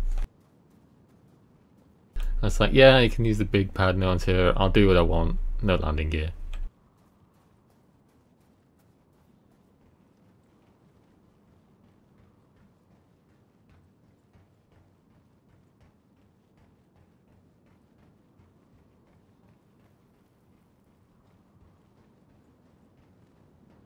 So, box carry missions, if you've never seen them, just like what Reco wants here, all you do is you can select the box, and then you can put it down, and it sticks to the cargo plating and it won't roll around.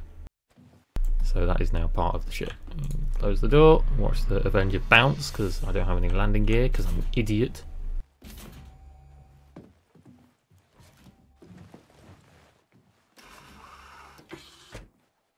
Now we have to go back to Levski. Never say that the Avenger Titan isn't durable, because just touchdown without landing gear.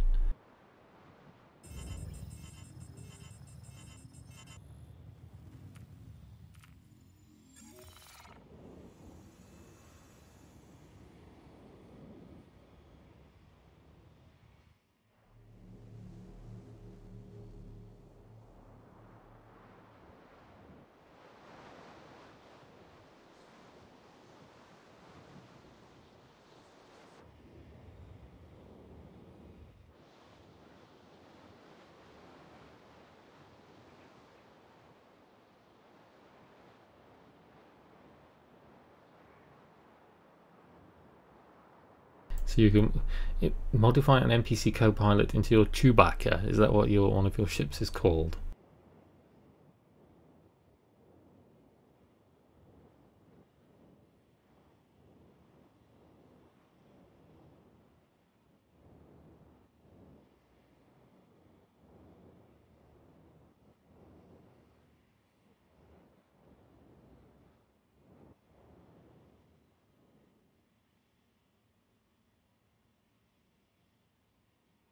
Yeah, weather's going to be a thing as well. Should make getting out of Lorville even more fun if it's very, very windy and rainy and you're trying to get something like a Reclaimer into orbit.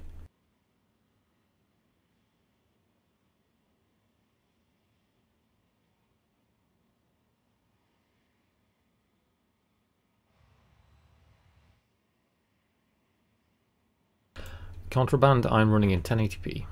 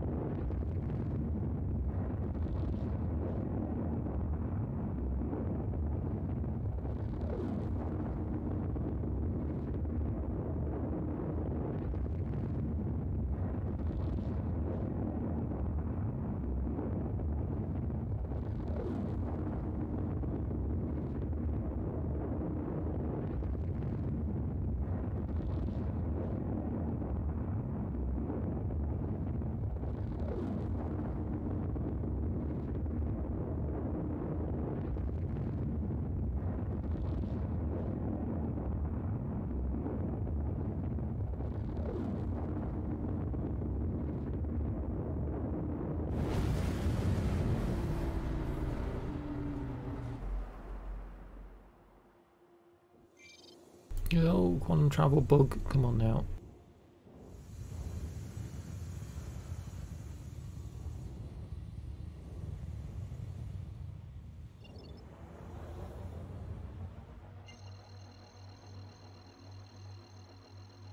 How long is the trip to Hurston in this ship? In the Avenger, I would reckon about 10 to 12 minutes.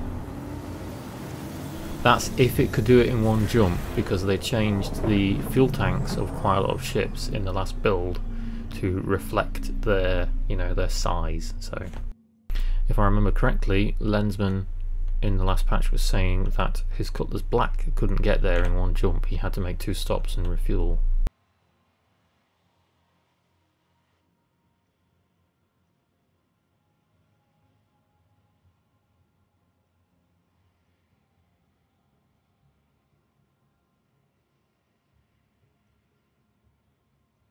Can call your Avenger the Blue Banana. My Avenger doesn't have a name.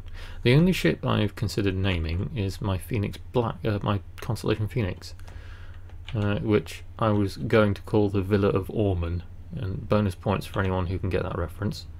But I didn't even have a name for my 600i when I originally bought it.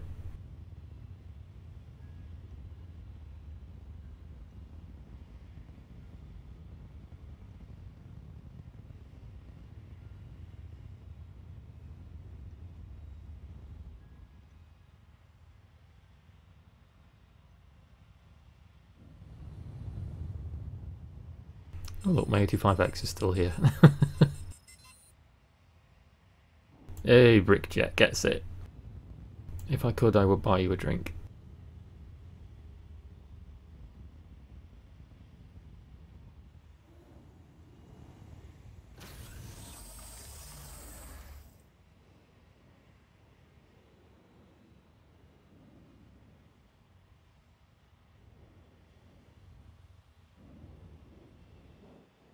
Landing gear this time. See, I do know how to use it. I'm not a complete idiot.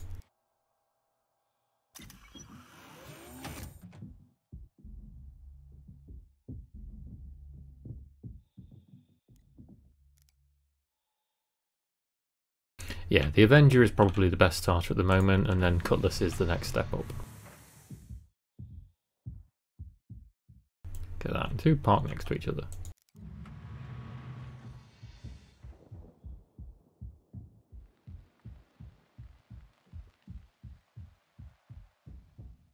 So this is interesting. I've got the ore sample with me, but it's not telling me where to drop it off. Can you see I've not got a quest marker for it? We'll try and change the track thing again in a minute, but I wonder if it's just, will it let me turn it into the dude, or do I have to put it in the like the container drop-off thing?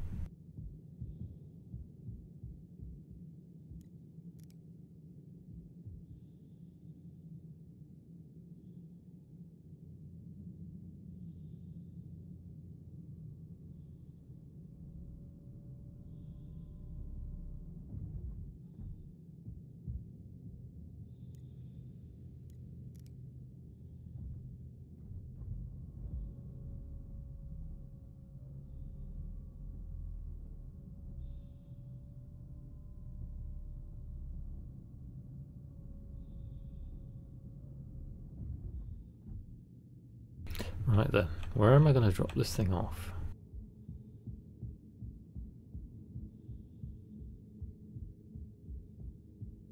Let's try the customs NPC first, and then we'll try the Colex terminal there. Something I can help you with? Make a delivery. All right, place it here. How their accents always change when they do that, so put that down. Are you going to take it? I don't know what that is. Obviously not. I need this gone. Now. Yeah, and fuck you, I just picked it up. Okay, so, delivery.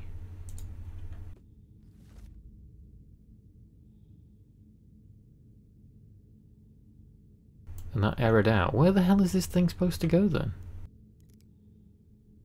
Let's just put it down for a minute.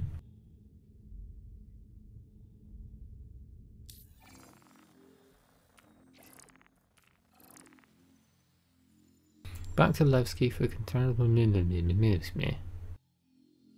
track. Where's this thing need to go? This is like the part that's bugged out on me before when I've tried to do this, even outside of the PTU, like in a live client. I don't think Reco wants it. You see, I don't have anywhere to turn it in, which is just a massive pain in the arse.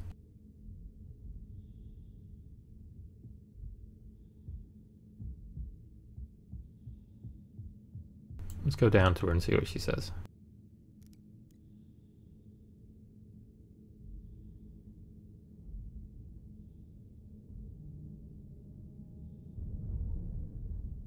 Yes, Drake ships aren't meant to be durable. That's why I don't think the Kraken is going to be all it's built up to be as such. It's going to be a bit like a glass cannon. Drake ships are like meant to be cheap and cheerful, you know, made out of cardboard.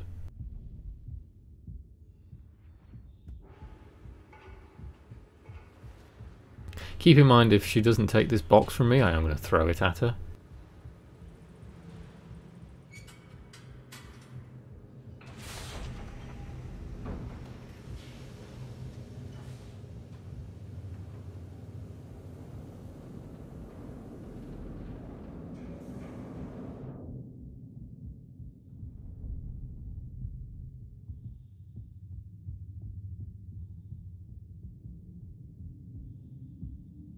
He still stood in the middle of the hallway. You, woman, I have box. What are you doing here? Figured you'd be out finishing up the contract. I haven't got it here, you... What? Okay. So, that one's bugged, so it still doesn't work. Which is a pain in the bum, because I really want to get them done.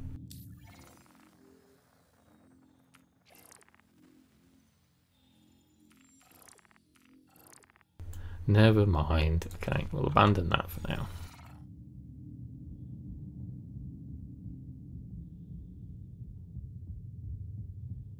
Okay, so try the locker again. No, it doesn't work like that. If you need to take it to the locker, it will have a marker on it that tells you to go to it. That box didn't give me a marker for anything, so that one was bugged.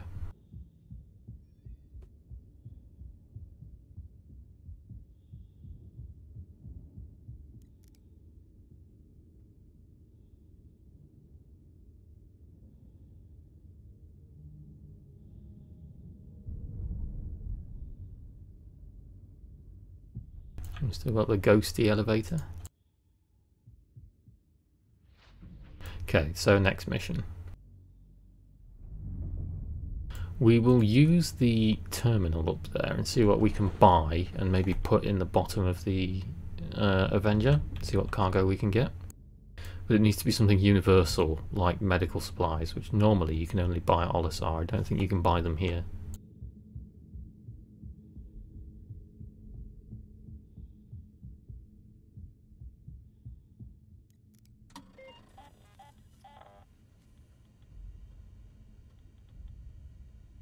See, it doesn't even see my Avenger. Never mind, we'll go back to Olisar and we'll have a look.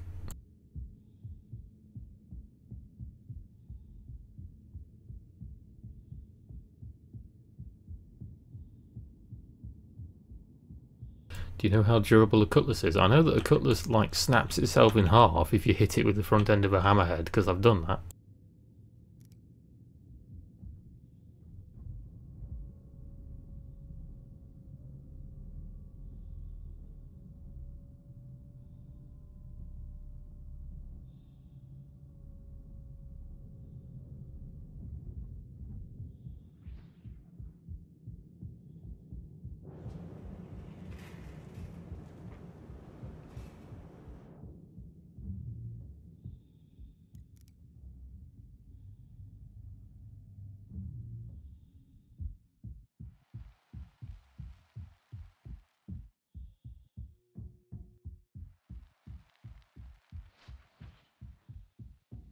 Yes, every ship, well, most ships snap in half when you hit them with a hammerhead.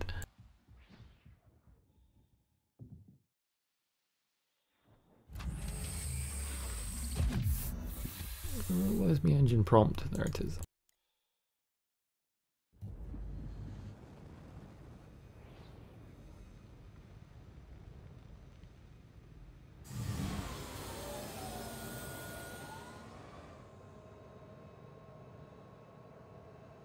It's not the wrong ship because I parked the 85X here earlier, Fraz. Both of them were mine. Don't worry, I'm not stealing someone's ship for giggles.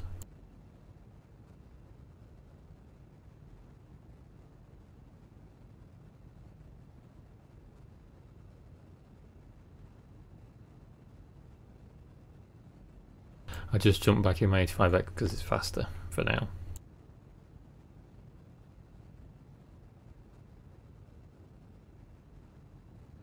I do understand, however, that when they get the multi-tool working, you will be able to break into people's ships.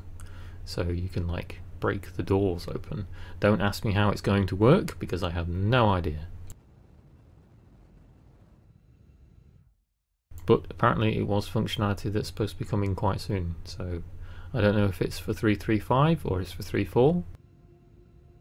But they do want to get kind of like the multi-tool gameplay finished for the missions.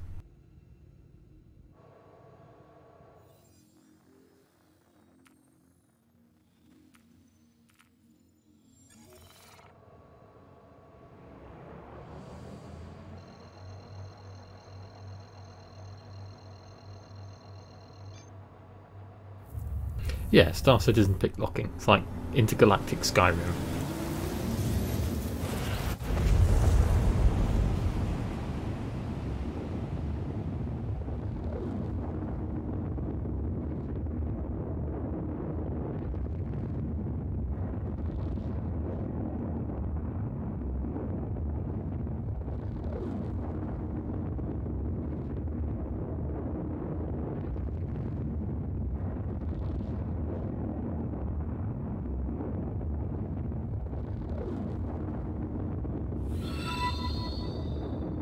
The Buccaneer really is a death trap. It's quite funny, isn't it? You essentially sit in what is a little bit of metal that qualifies as a seat. It's like, why didn't you give it an ejector seat? Oh, we needed the weight so we could strap a giant fucking Gatling gun to the top of it instead.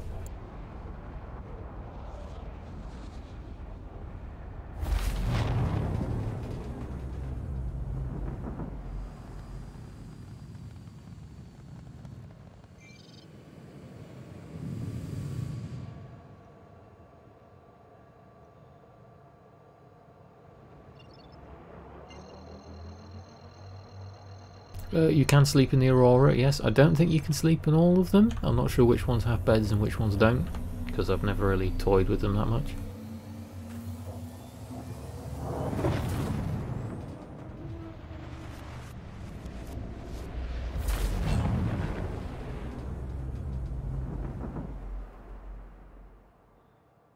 Oh, they all have beds, do they? Oh, that's good to know.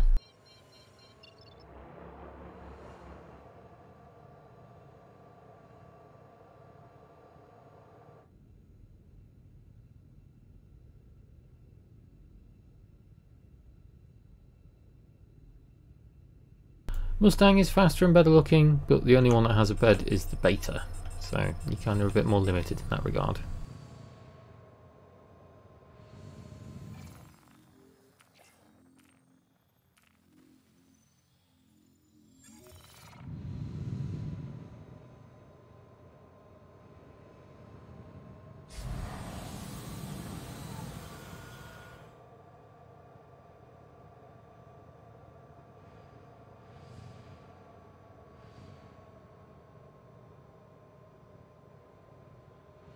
Okay, the auto land didn't work there for some reason.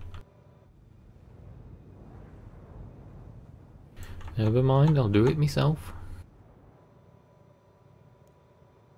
Landing complete. Have a pleasant stay.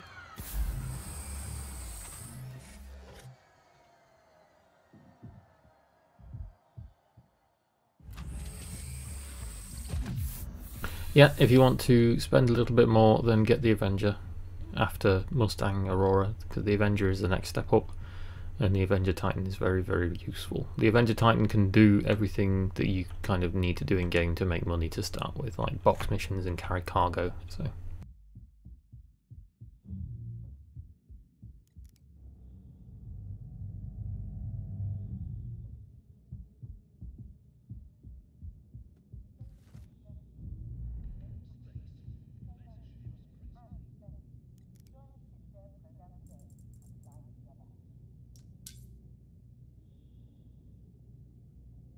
Your ship has been delivered to the following landing pad.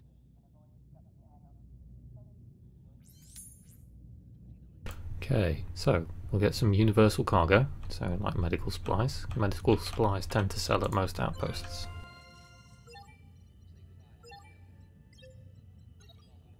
And I want to keep it low because I want to keep it to a realistic money value. So 9.2 credits worth, 9.2k credits worth, sorry, is, you know, like a good starting number for someone who doesn't have a lot of money. It'll take up hardly any space in the Caterpillar, but it's easy to see if it'll make a profit when we land at an outpost on one of the new moons.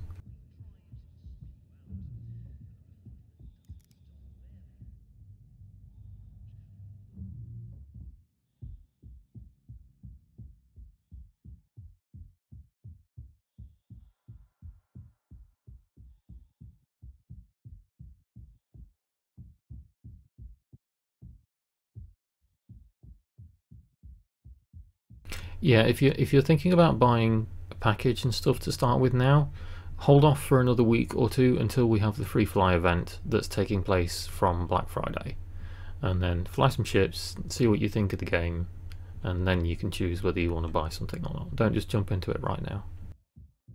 And Caterpillar's got hydraulics in it apparently.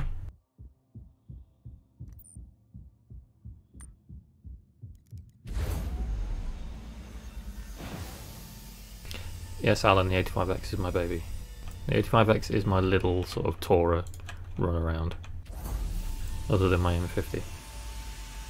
What do you think of the Avenger as a fighter? It's capable, but just don't expect it to win like fights against capable pilots in fighter-specific ships, you know, like Gladiuses and Sabers. Same can be said for anything, you know. You could have a pilot who has got, or rather somebody who's got like a Gladius and they've got the most expensive weaponry, most expensive shields and stuff. If they're a shit pilot, you could still take them out in something small and stupid. I suppose we better refuel, hadn't we?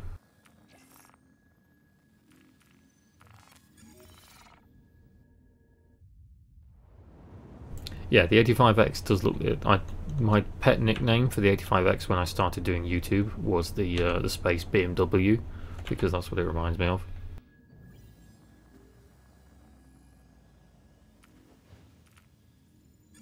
Okay, back to Hurston, or at least one of its moons.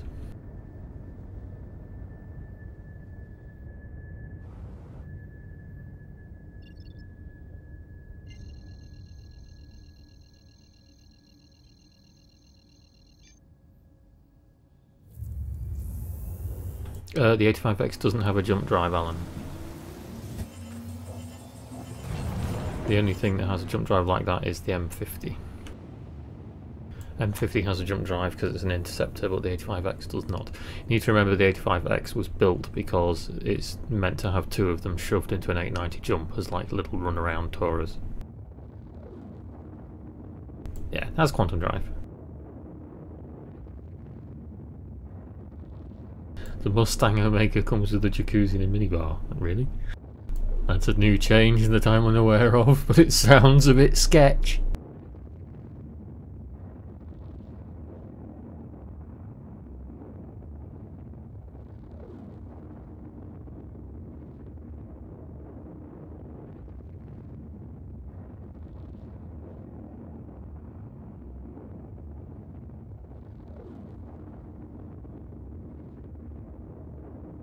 You know, like your Mustang Omega have a door in it, like the Beta, but in the other thing, when you went through the door in the back, it was like the TARDIS, where it's bigger on the inside, and there's a jacuzzi. It's basically like the back end of a Phoenix in there. Is that what happened?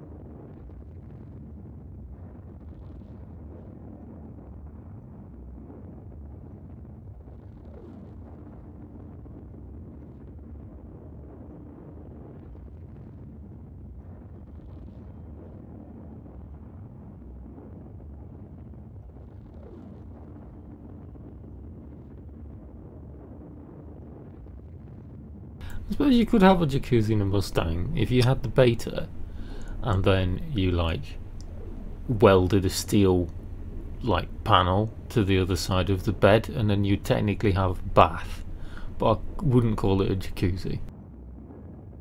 Not unless you want to like seal yourself in the rear section and then fill it full of water. I mean, the water wouldn't leak out because it's going to be airtight, isn't it?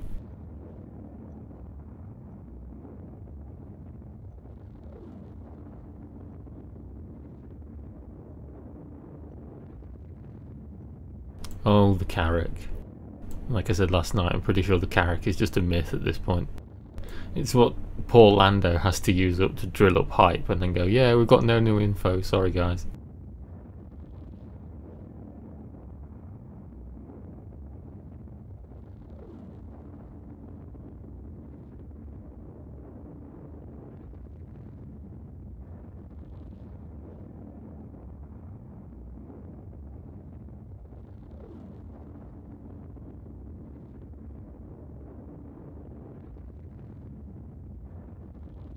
One of these days Lando's going to have to come out on like calling all devs or something and go, yeah, sorry, the Carrack's not real.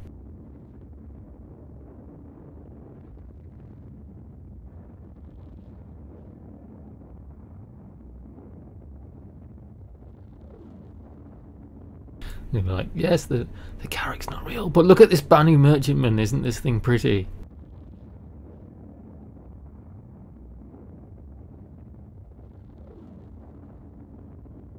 You can still see moons and stuff fly past Decon.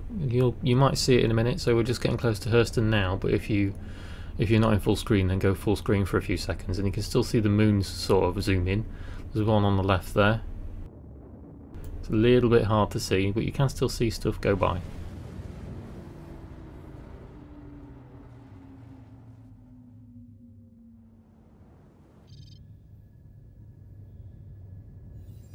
Let this ship spin around and do its quantum-y thing. We shall go to Magda because it's probably my favourite out of all the moons. 5 minutes travel time. Yeah, Caterpillar's pretty quick going between them.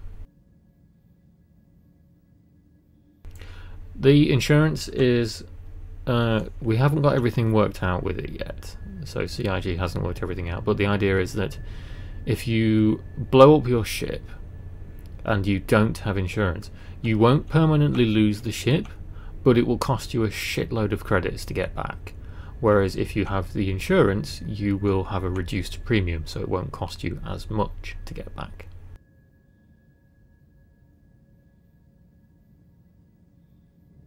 That was my last understanding of it anyway. It's waiting for the quantum drive to cool down because it's still not ready.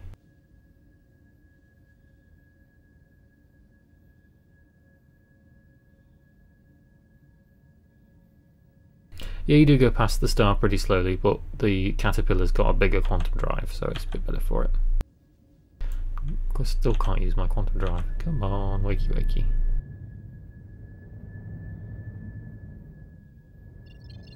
There we go. I can't see Magda because all of the things are showing. Oh, there we go. That was easy.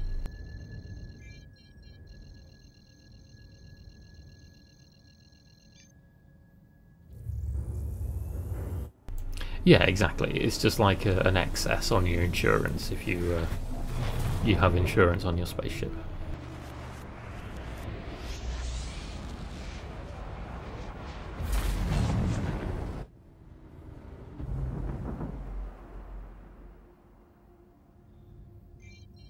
Really? You're going to do quantum travel thing on this one as well?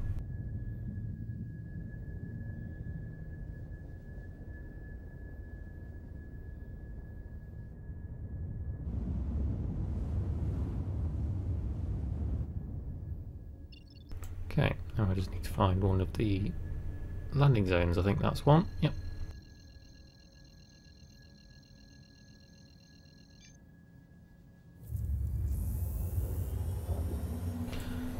I think the plan, Declong, is that you will start with the insurance that you buy on your ship. Like if you buy a ship normally, you get like 6 months insurance on it.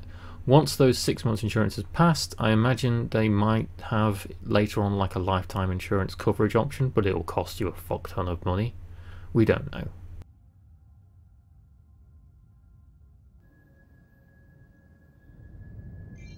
Oh, why? Stop it. Ugh, it's so annoying, this leaving quantum travel thing. Where's the bloody marker? Just let it do its little dance and then we can go down to the moon. Oh, there it is. Right, I'll ring it in a bit. Now I need to find the place to land again. Not that one, pretty sure it's this one. There we go.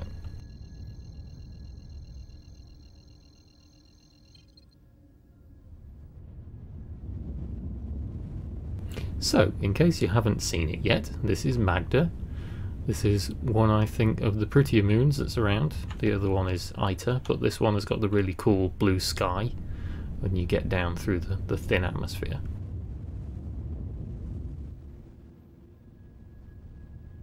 It won't take 3/4 of an hour to leave it like it does with Hurston, because it's a thin atmosphere and you don't have to try and escape so much.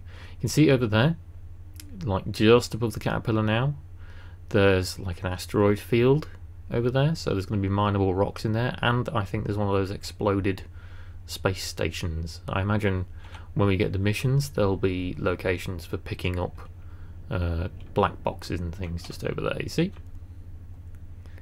So that one doesn't look like it's got a station in it, but it definitely looks like you can probably mine some... Oh no, there is a station in it, but it's hard to see. You'll be able to mine some rocks and things in there.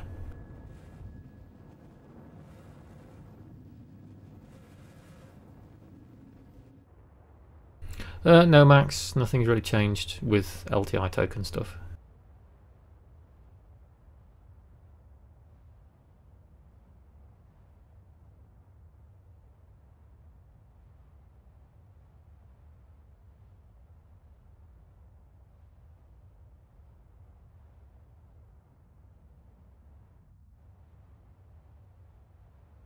Yeah, the Aurora is a more basic ship, Louis boy, so it'll cost you a little bit more. That's how it works. You pay the difference between the value of the ships when you upgrade.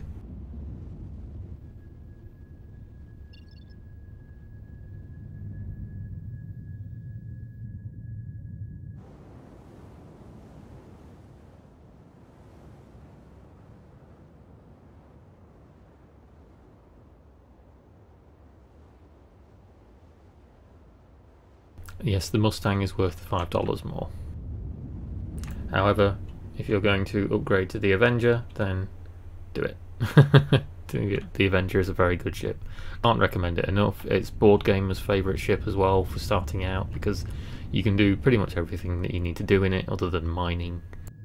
And it's just a fun thing. It's capable of fighting as well. You know, you've got nice size weapons that you can change out if you want.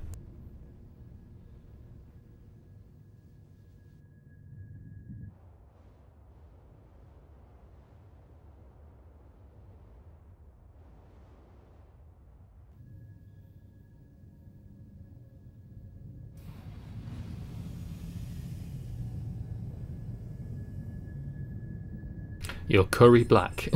Is that its name?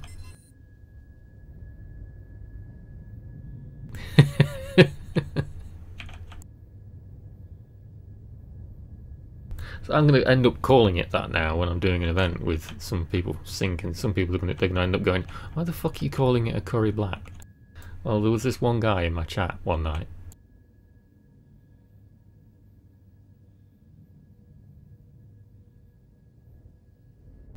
There we go. Is the auto land going to work? No, it's going to glitch out and make me crash. Oh no. Oh well.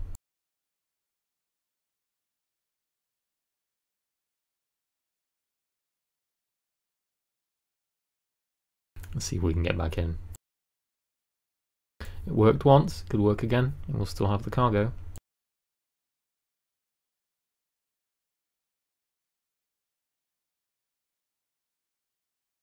And this, folks, is why when you have a cargo ship like the Caterpillar, despite the fact you've got a shitload of cargo space, you don't spend all of your money on one trip, because if it crashes, you have the chance of losing everything. See, teaching you something here as well. Oh, recovery worked twice in a row. We're doing well tonight.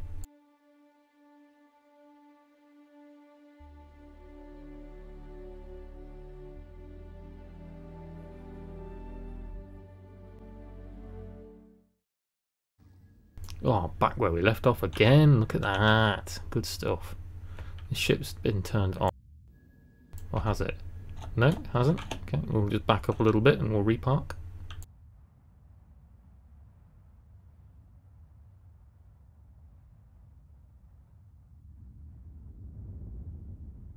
Star Citizens. Oh, there we go. See, it's doing it again where I'm like drifting over the pad, or it's not working properly. Could just be the gravity in this ship, but sometimes they're a bit wonky over pads. We'll grind the nose into the floor so we can get this thing to land. Get down on the pad.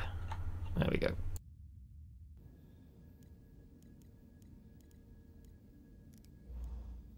Open the exterior just so we can make sure that we do indeed have cargo on board. Oh yeah, there it is.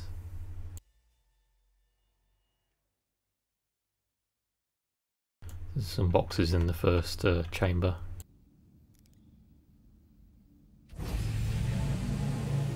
Oh, now I can't leave my seat. Oh, rip. I've got that annoying bug. Oh well. See, I can't even turn the ship off.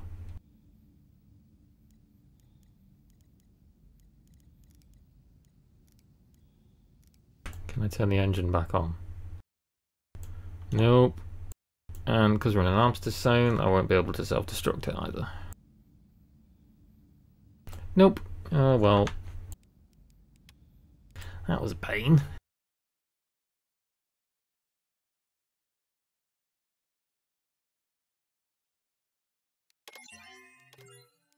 SC going to mobile in 3.5 confirmed.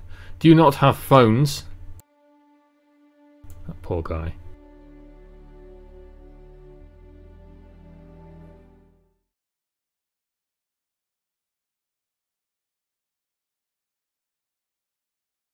Can Drake ships eject? You can't eject out of a Caterpillar now. At least he spawned at Olisar, that's a good thing to see.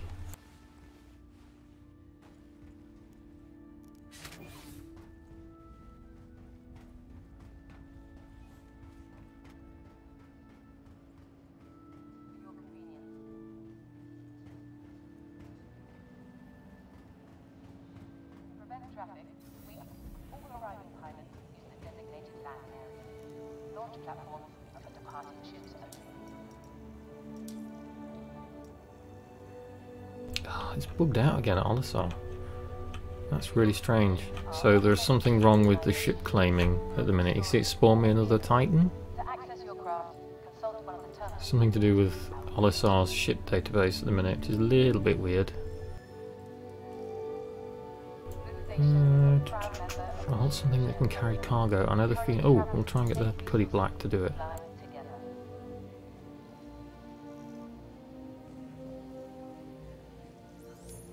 Right, let's see if we can shove some medical supplies in this thing.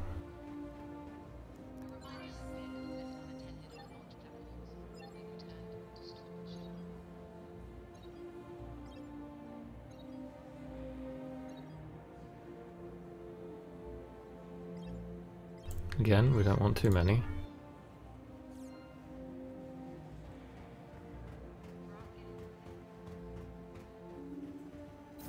Yes, I am looking forward to some news on the Caterpillar's modules as well. You know, what could we change them for?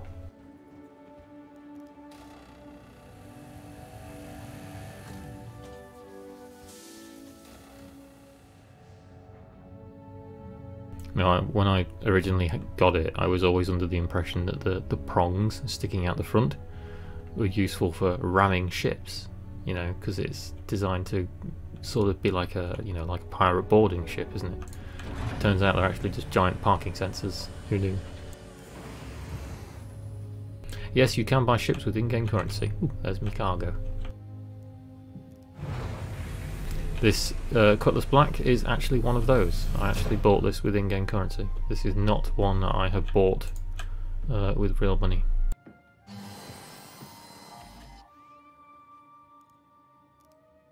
Time to see for myself if it does indeed need more than one jump to get to Hurston.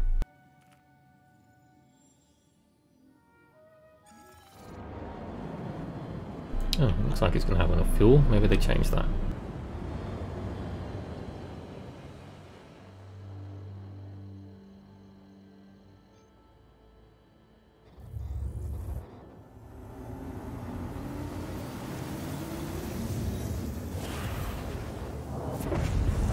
Can you upgrade your ship with in-game currency? No, you cannot.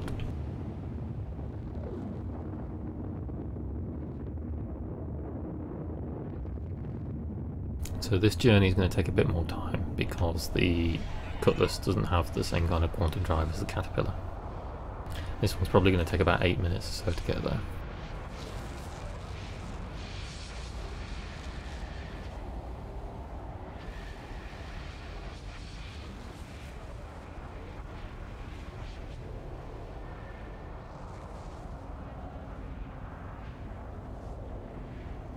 It'll be interesting to see if we go back to that same spot on Magda and my Caterpillar is still sat there. See if we can sell the cargo out of it.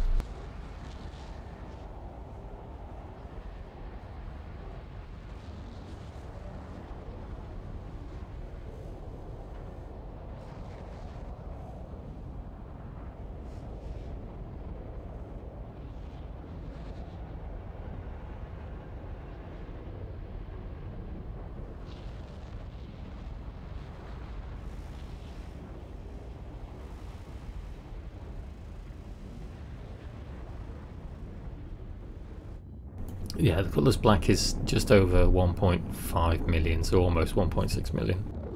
And the Prospector is the most expensive one that's at Levski, which is just over 1.6 million.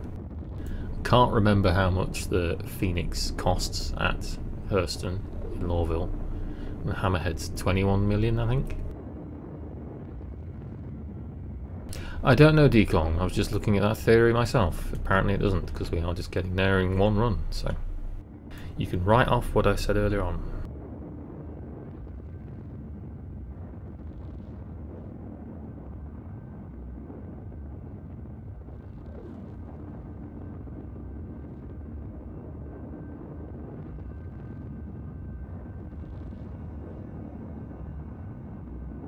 And cockpit visibility, it needs to be a bit. They raised it a little bit, didn't they? Why do you not like struts? The struts trigger lots of people, don't they?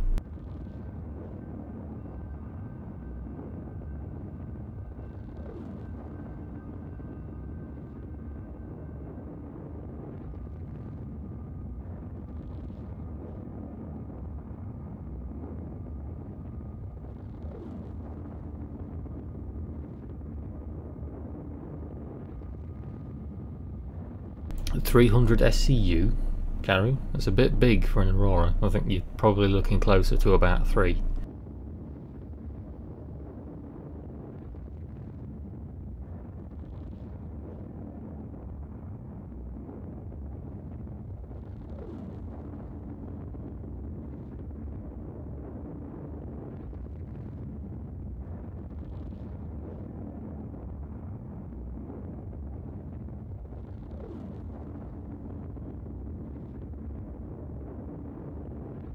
What's the SCU on the Mustang? Yeah, 4.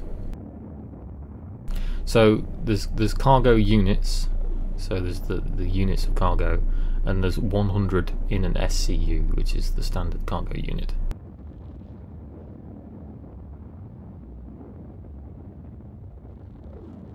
Yes, the Mustang holds more because it's got like a little bay thing it can lower out the back end.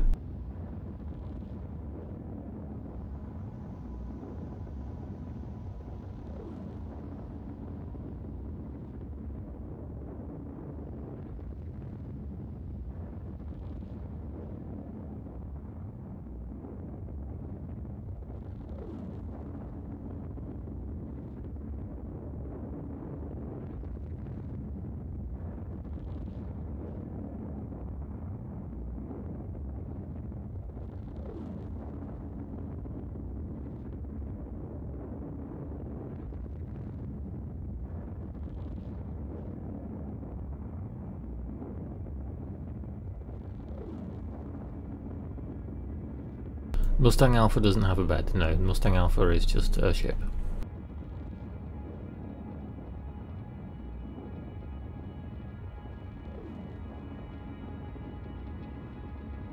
If you're still unsure about buying ships, just like we keep saying, just wait for a week or two for the free fly event, and then you can fly every single ship that's flyable in the game, and then you can make choices on what you want to buy then. You've got to bear in mind it's not just a case of, oh, you know, does it have a bed, does it carry more cargo? You might not like flying it, you might hate the views out of it, you might hate the way it manoeuvres, or how long it takes to get somewhere or do something.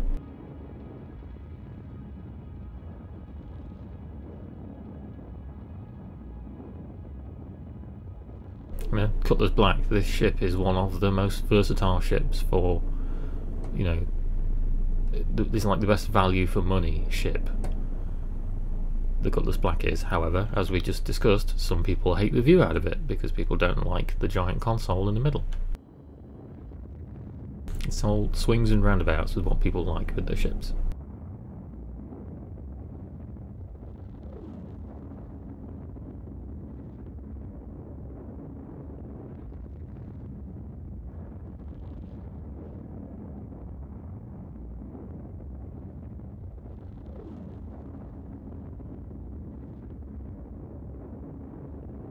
What is that shadow bug? Looks like there's black panels. No, there is indeed black panels. It's just the way the lighting is showing because we are now ahead of the star. So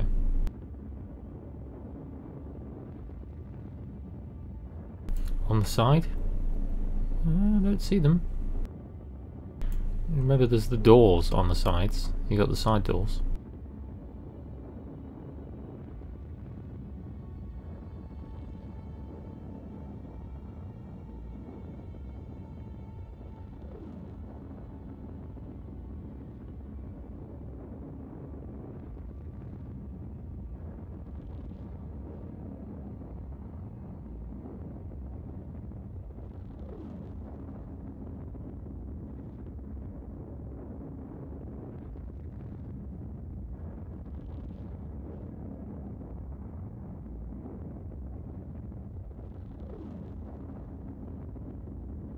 There's Hurston just popping up now. You can also see two of the moons zooming in as we were talking about the quantum effects earlier on. There's one over to the left there far, and then there's one a bit closer. Can't see another one though.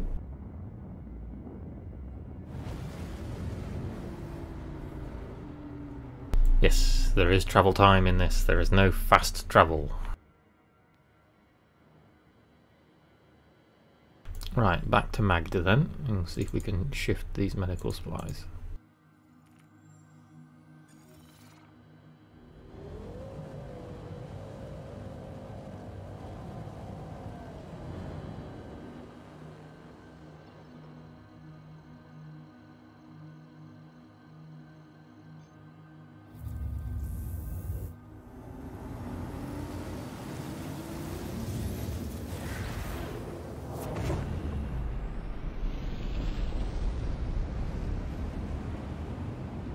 No, I'm not using a trade table. I'm merely seeing if roughly 10,000 credits worth of medical supplies will sell for more than 10,000 credits across the system at one of the other moons.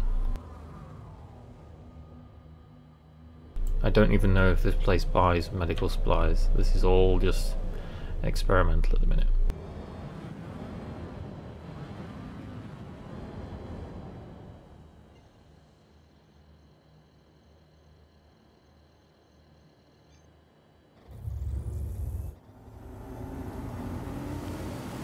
Trade table is where you can compare prices, so it will tell you like what the best cargo routes are. There's a few of them. I think one of them is called Versmate, although it's a bit wonky at the minute because the prices are constantly changing.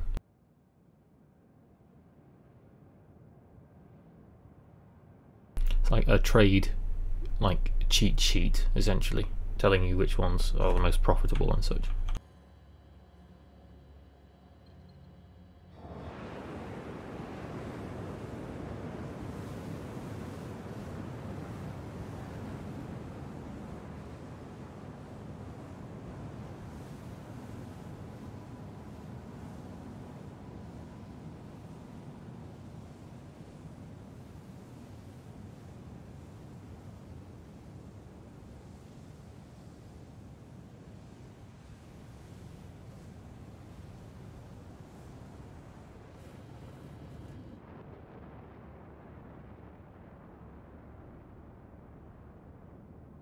Yeah, it tells you what location buys which commodities, because not all locations buy and sell different commodities. If they sell the commodity themselves, then they won't buy it. It's, you know, that kind of thing to help you locate where the best money-making things are in game. Normally it involves drugs, because Widow normally sells most. However, as we discovered the other night, currently on the PTU, the drug lab does not have any Widow for sale.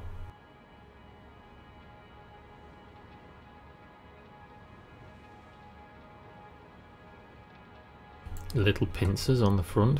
I have no idea. Maybe it's for helping for salvage, like the Reclaimer. You never know, do you? Well, there's no caterpillar here, so we haven't come back onto the same server. Let's land outside the admin building.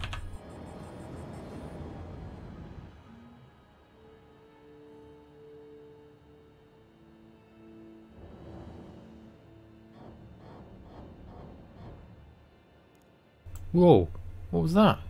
Was that a ship or was that just a bug? Did anyone else see that? I'm gonna watch that back on stream. It's like something zoomed past.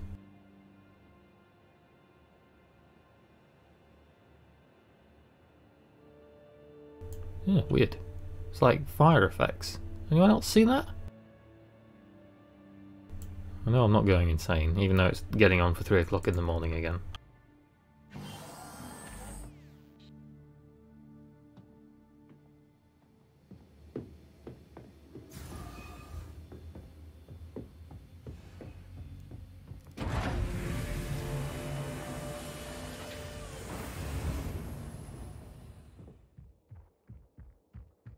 I love this moon so much.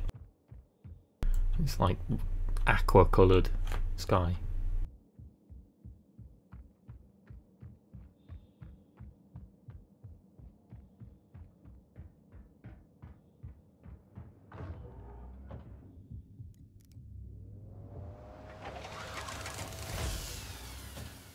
Okay, see if they sell, or rather if they will buy the med supplies here. I can't even select the cutlass. What's wrong with that? See, when you have lots of ships in your list, it like bugs out and it doesn't let you select them. It's really annoying.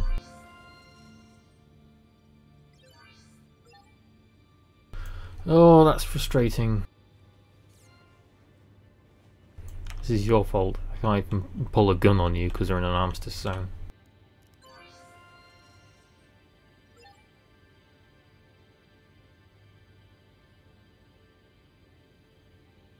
There's Reko's mission again. So why can't I use my cutlass here? We'll try one more moon. We'll try going to Ita. See if we can sell it there. The sun's on this side though, so you can have a look and see what those strange panels you're talking about. I don't see any weird panels, it's just the design of the ship. And then you've got like the side doors here. So.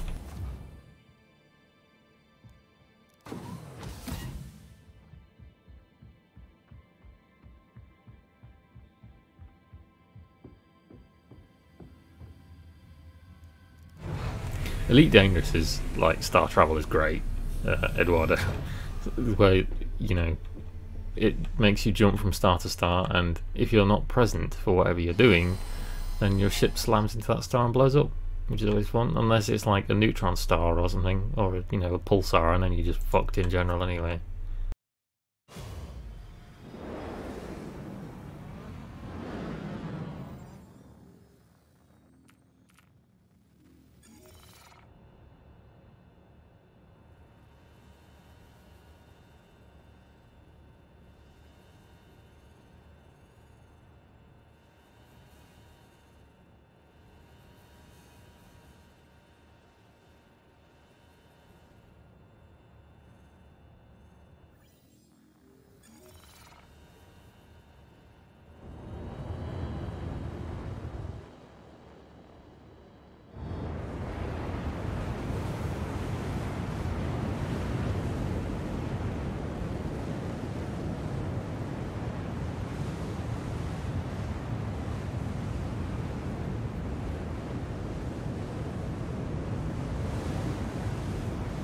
Yeah, the Aurora needs a bit of love.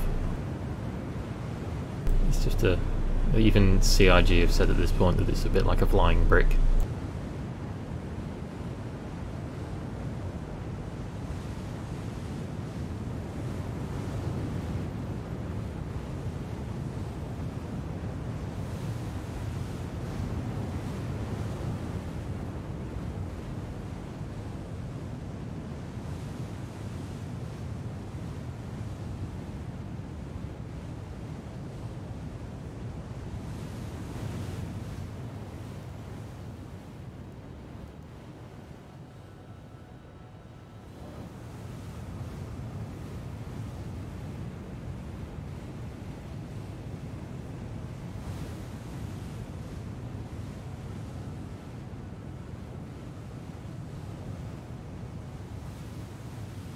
Are there any moons without an atmosphere? I would say Selin. Really? It has an atmosphere, but it's so thin, it's like negligible.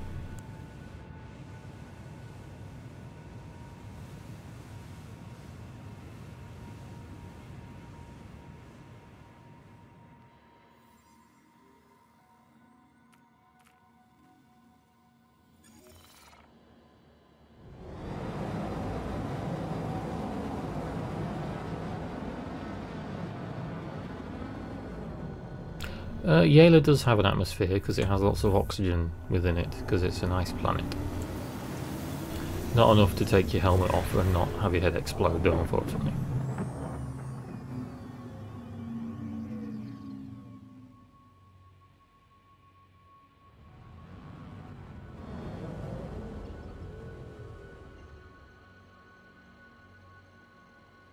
Yeah, it does. Yellow has an atmosphere. If you watch closely, you do get quite a lot of atmospheric, like re-entry effects with Yela now. You do with the Selin as well, but Selin, it lasts like a split second and then you're through it. The atmosphere and how thick it is will show when you go to land, because if you enter an atmosphere at a ridiculous speed, like Daymar and Hurston, it will slow you down because you'll have the wind resistance and the the composition of the air. Whereas like here and Selin, if you've ever landed on Selin, you don't slow down. You're like a bullet if you're going full speed and you have to slow down yourself.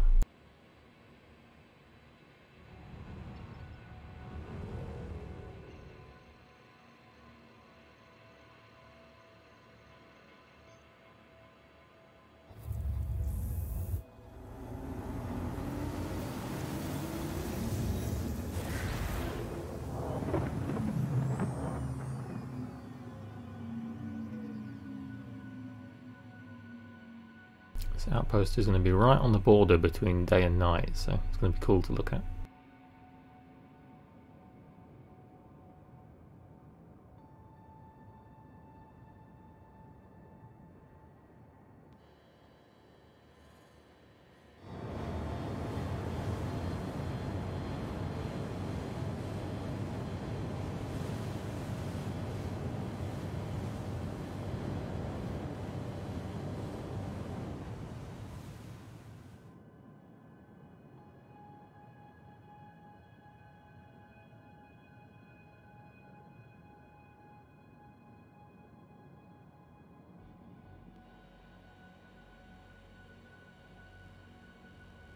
So, for instance, this moon has an atmosphere, as you can see, but it all depends on the max speed.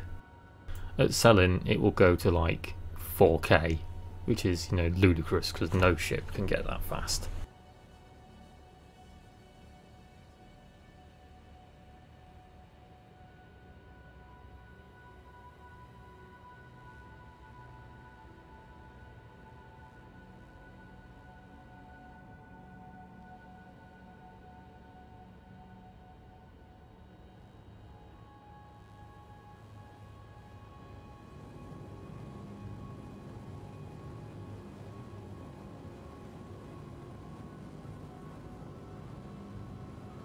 That really cool, like pink and green clashing hue.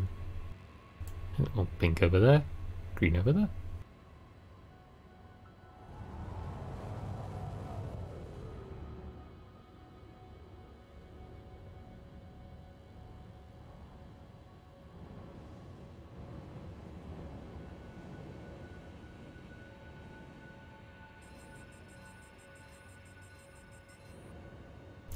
There's the admin building.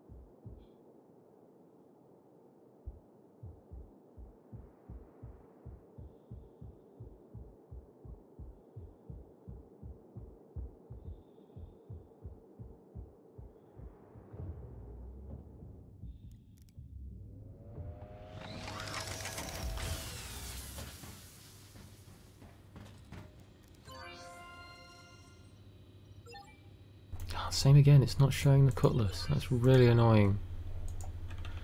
Ooh, this game is determined not to let me find out about the monetary values of selling things at outposts.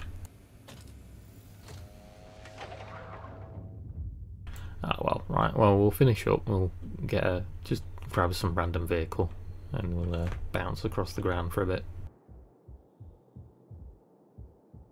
It looks like the sun is coming up on this side of the moon.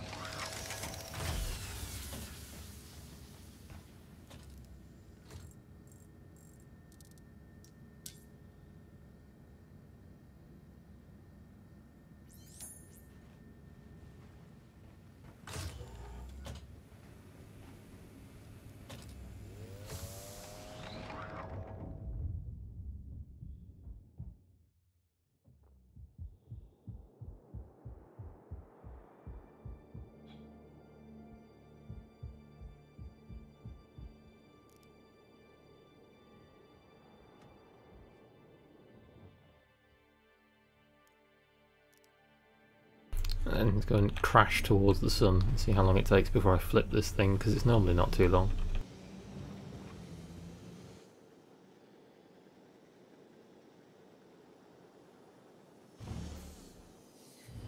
And gravity on this moon is very weak, so...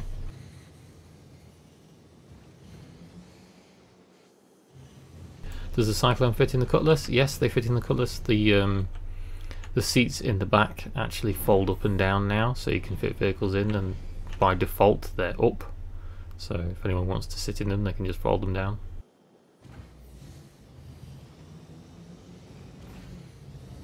Well, I wonder, let's head back.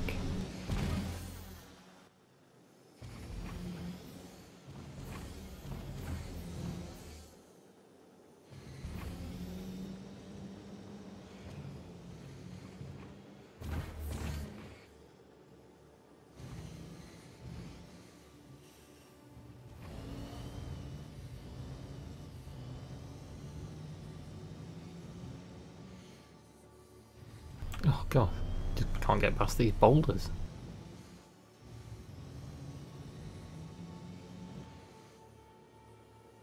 Now I have to buy a Cyclone. I'm not doing it on purpose, Andrew, I promise. They're good fun, but on low gravity moons they can be a bit of a pain in the bum to drive. As you can see. You hit the tiniest rock and it just spins forever.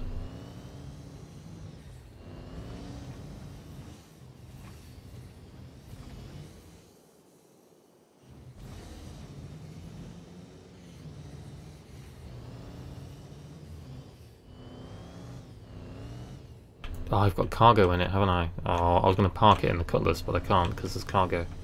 Never mind.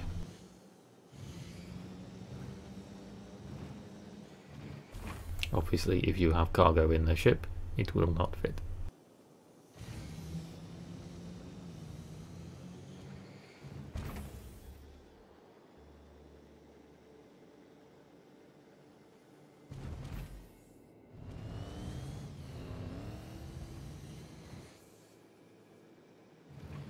Oh wow, look at the weird spire things over there.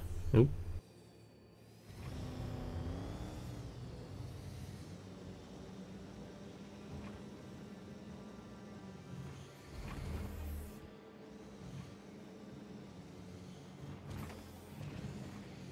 The weird spire things in the middle of a giant fucking boulder field that I'm never going to get through.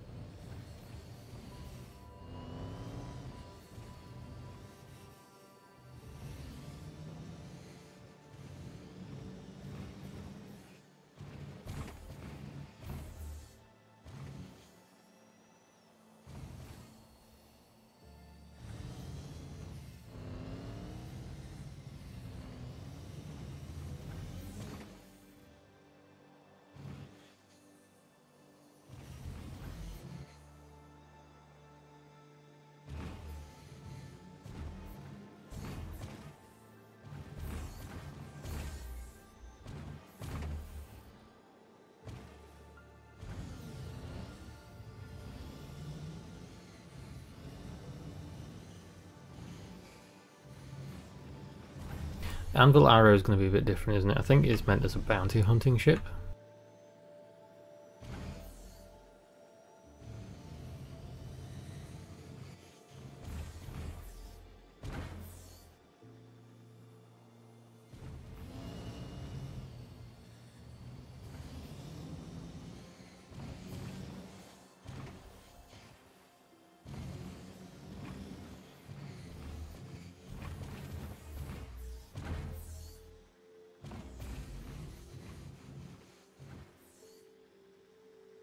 Oh Christ!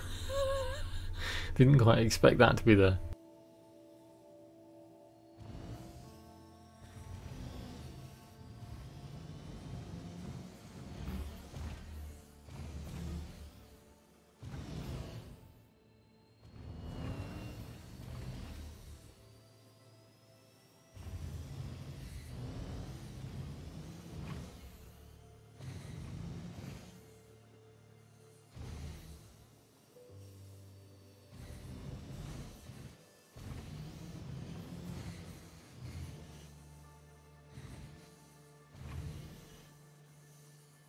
Oh.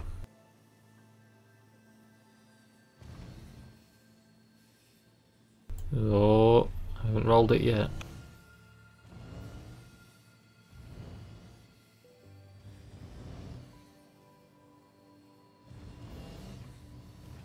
The sale starts on the 23rd, and each ship vendor, so Robert Space Industries, Origin, Consolidated Outland, blah blah. There's a schedule on the RSI website. Each day through the sale, they will open up what ships they have for sale. So different vendors will be on different days, and if you miss it on that day, the vendors don't stop selling their ships, so the ships don't go off sale. They remain on sale. The only ones that will not, obviously, are the limited availability ones that will just stay until they sell out. And I think the sale ends on December the 4th.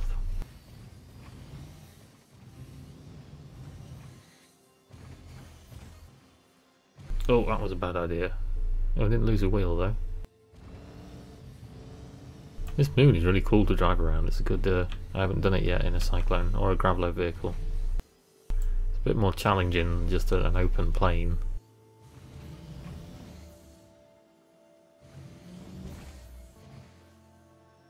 And the gravity makes it hard to stay, you know, affixed, so you can't turn as much. Which is even more daft when you're in the RC version of the Cyclone like I am, so it can turbo boost everywhere.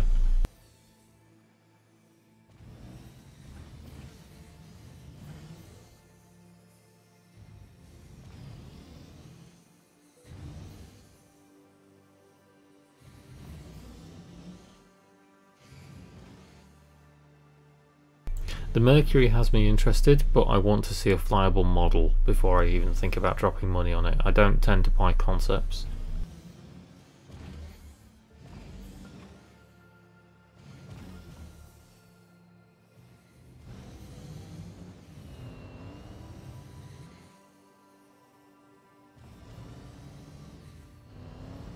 If you don't know, Fish, they've just released a new patch. Well, I say just, it was a few hours ago now because I've been going for a few hours, but it's a lot more stable than the one we had last night.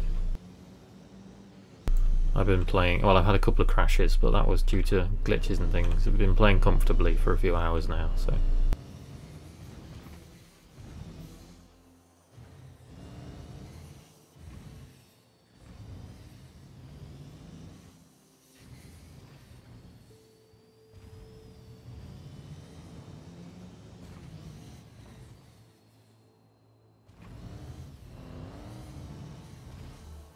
Oh wow, the tiniest rock and you go spiralling out of control.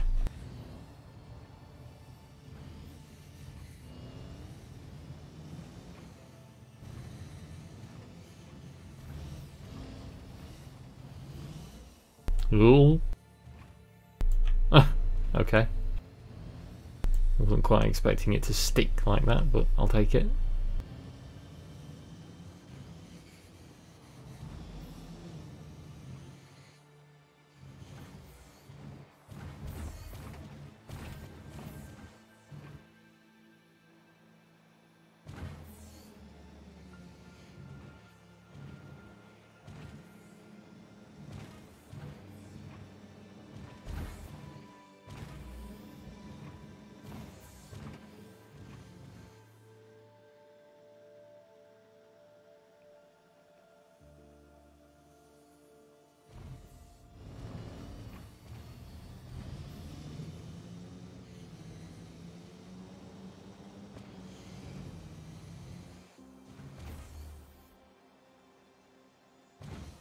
Oh no, there we go, I fucked it.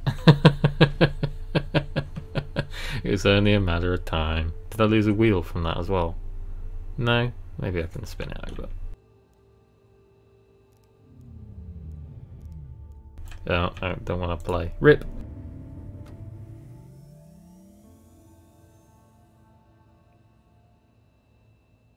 Oh, we got 11 kilometers away from the Cutlass before that happened.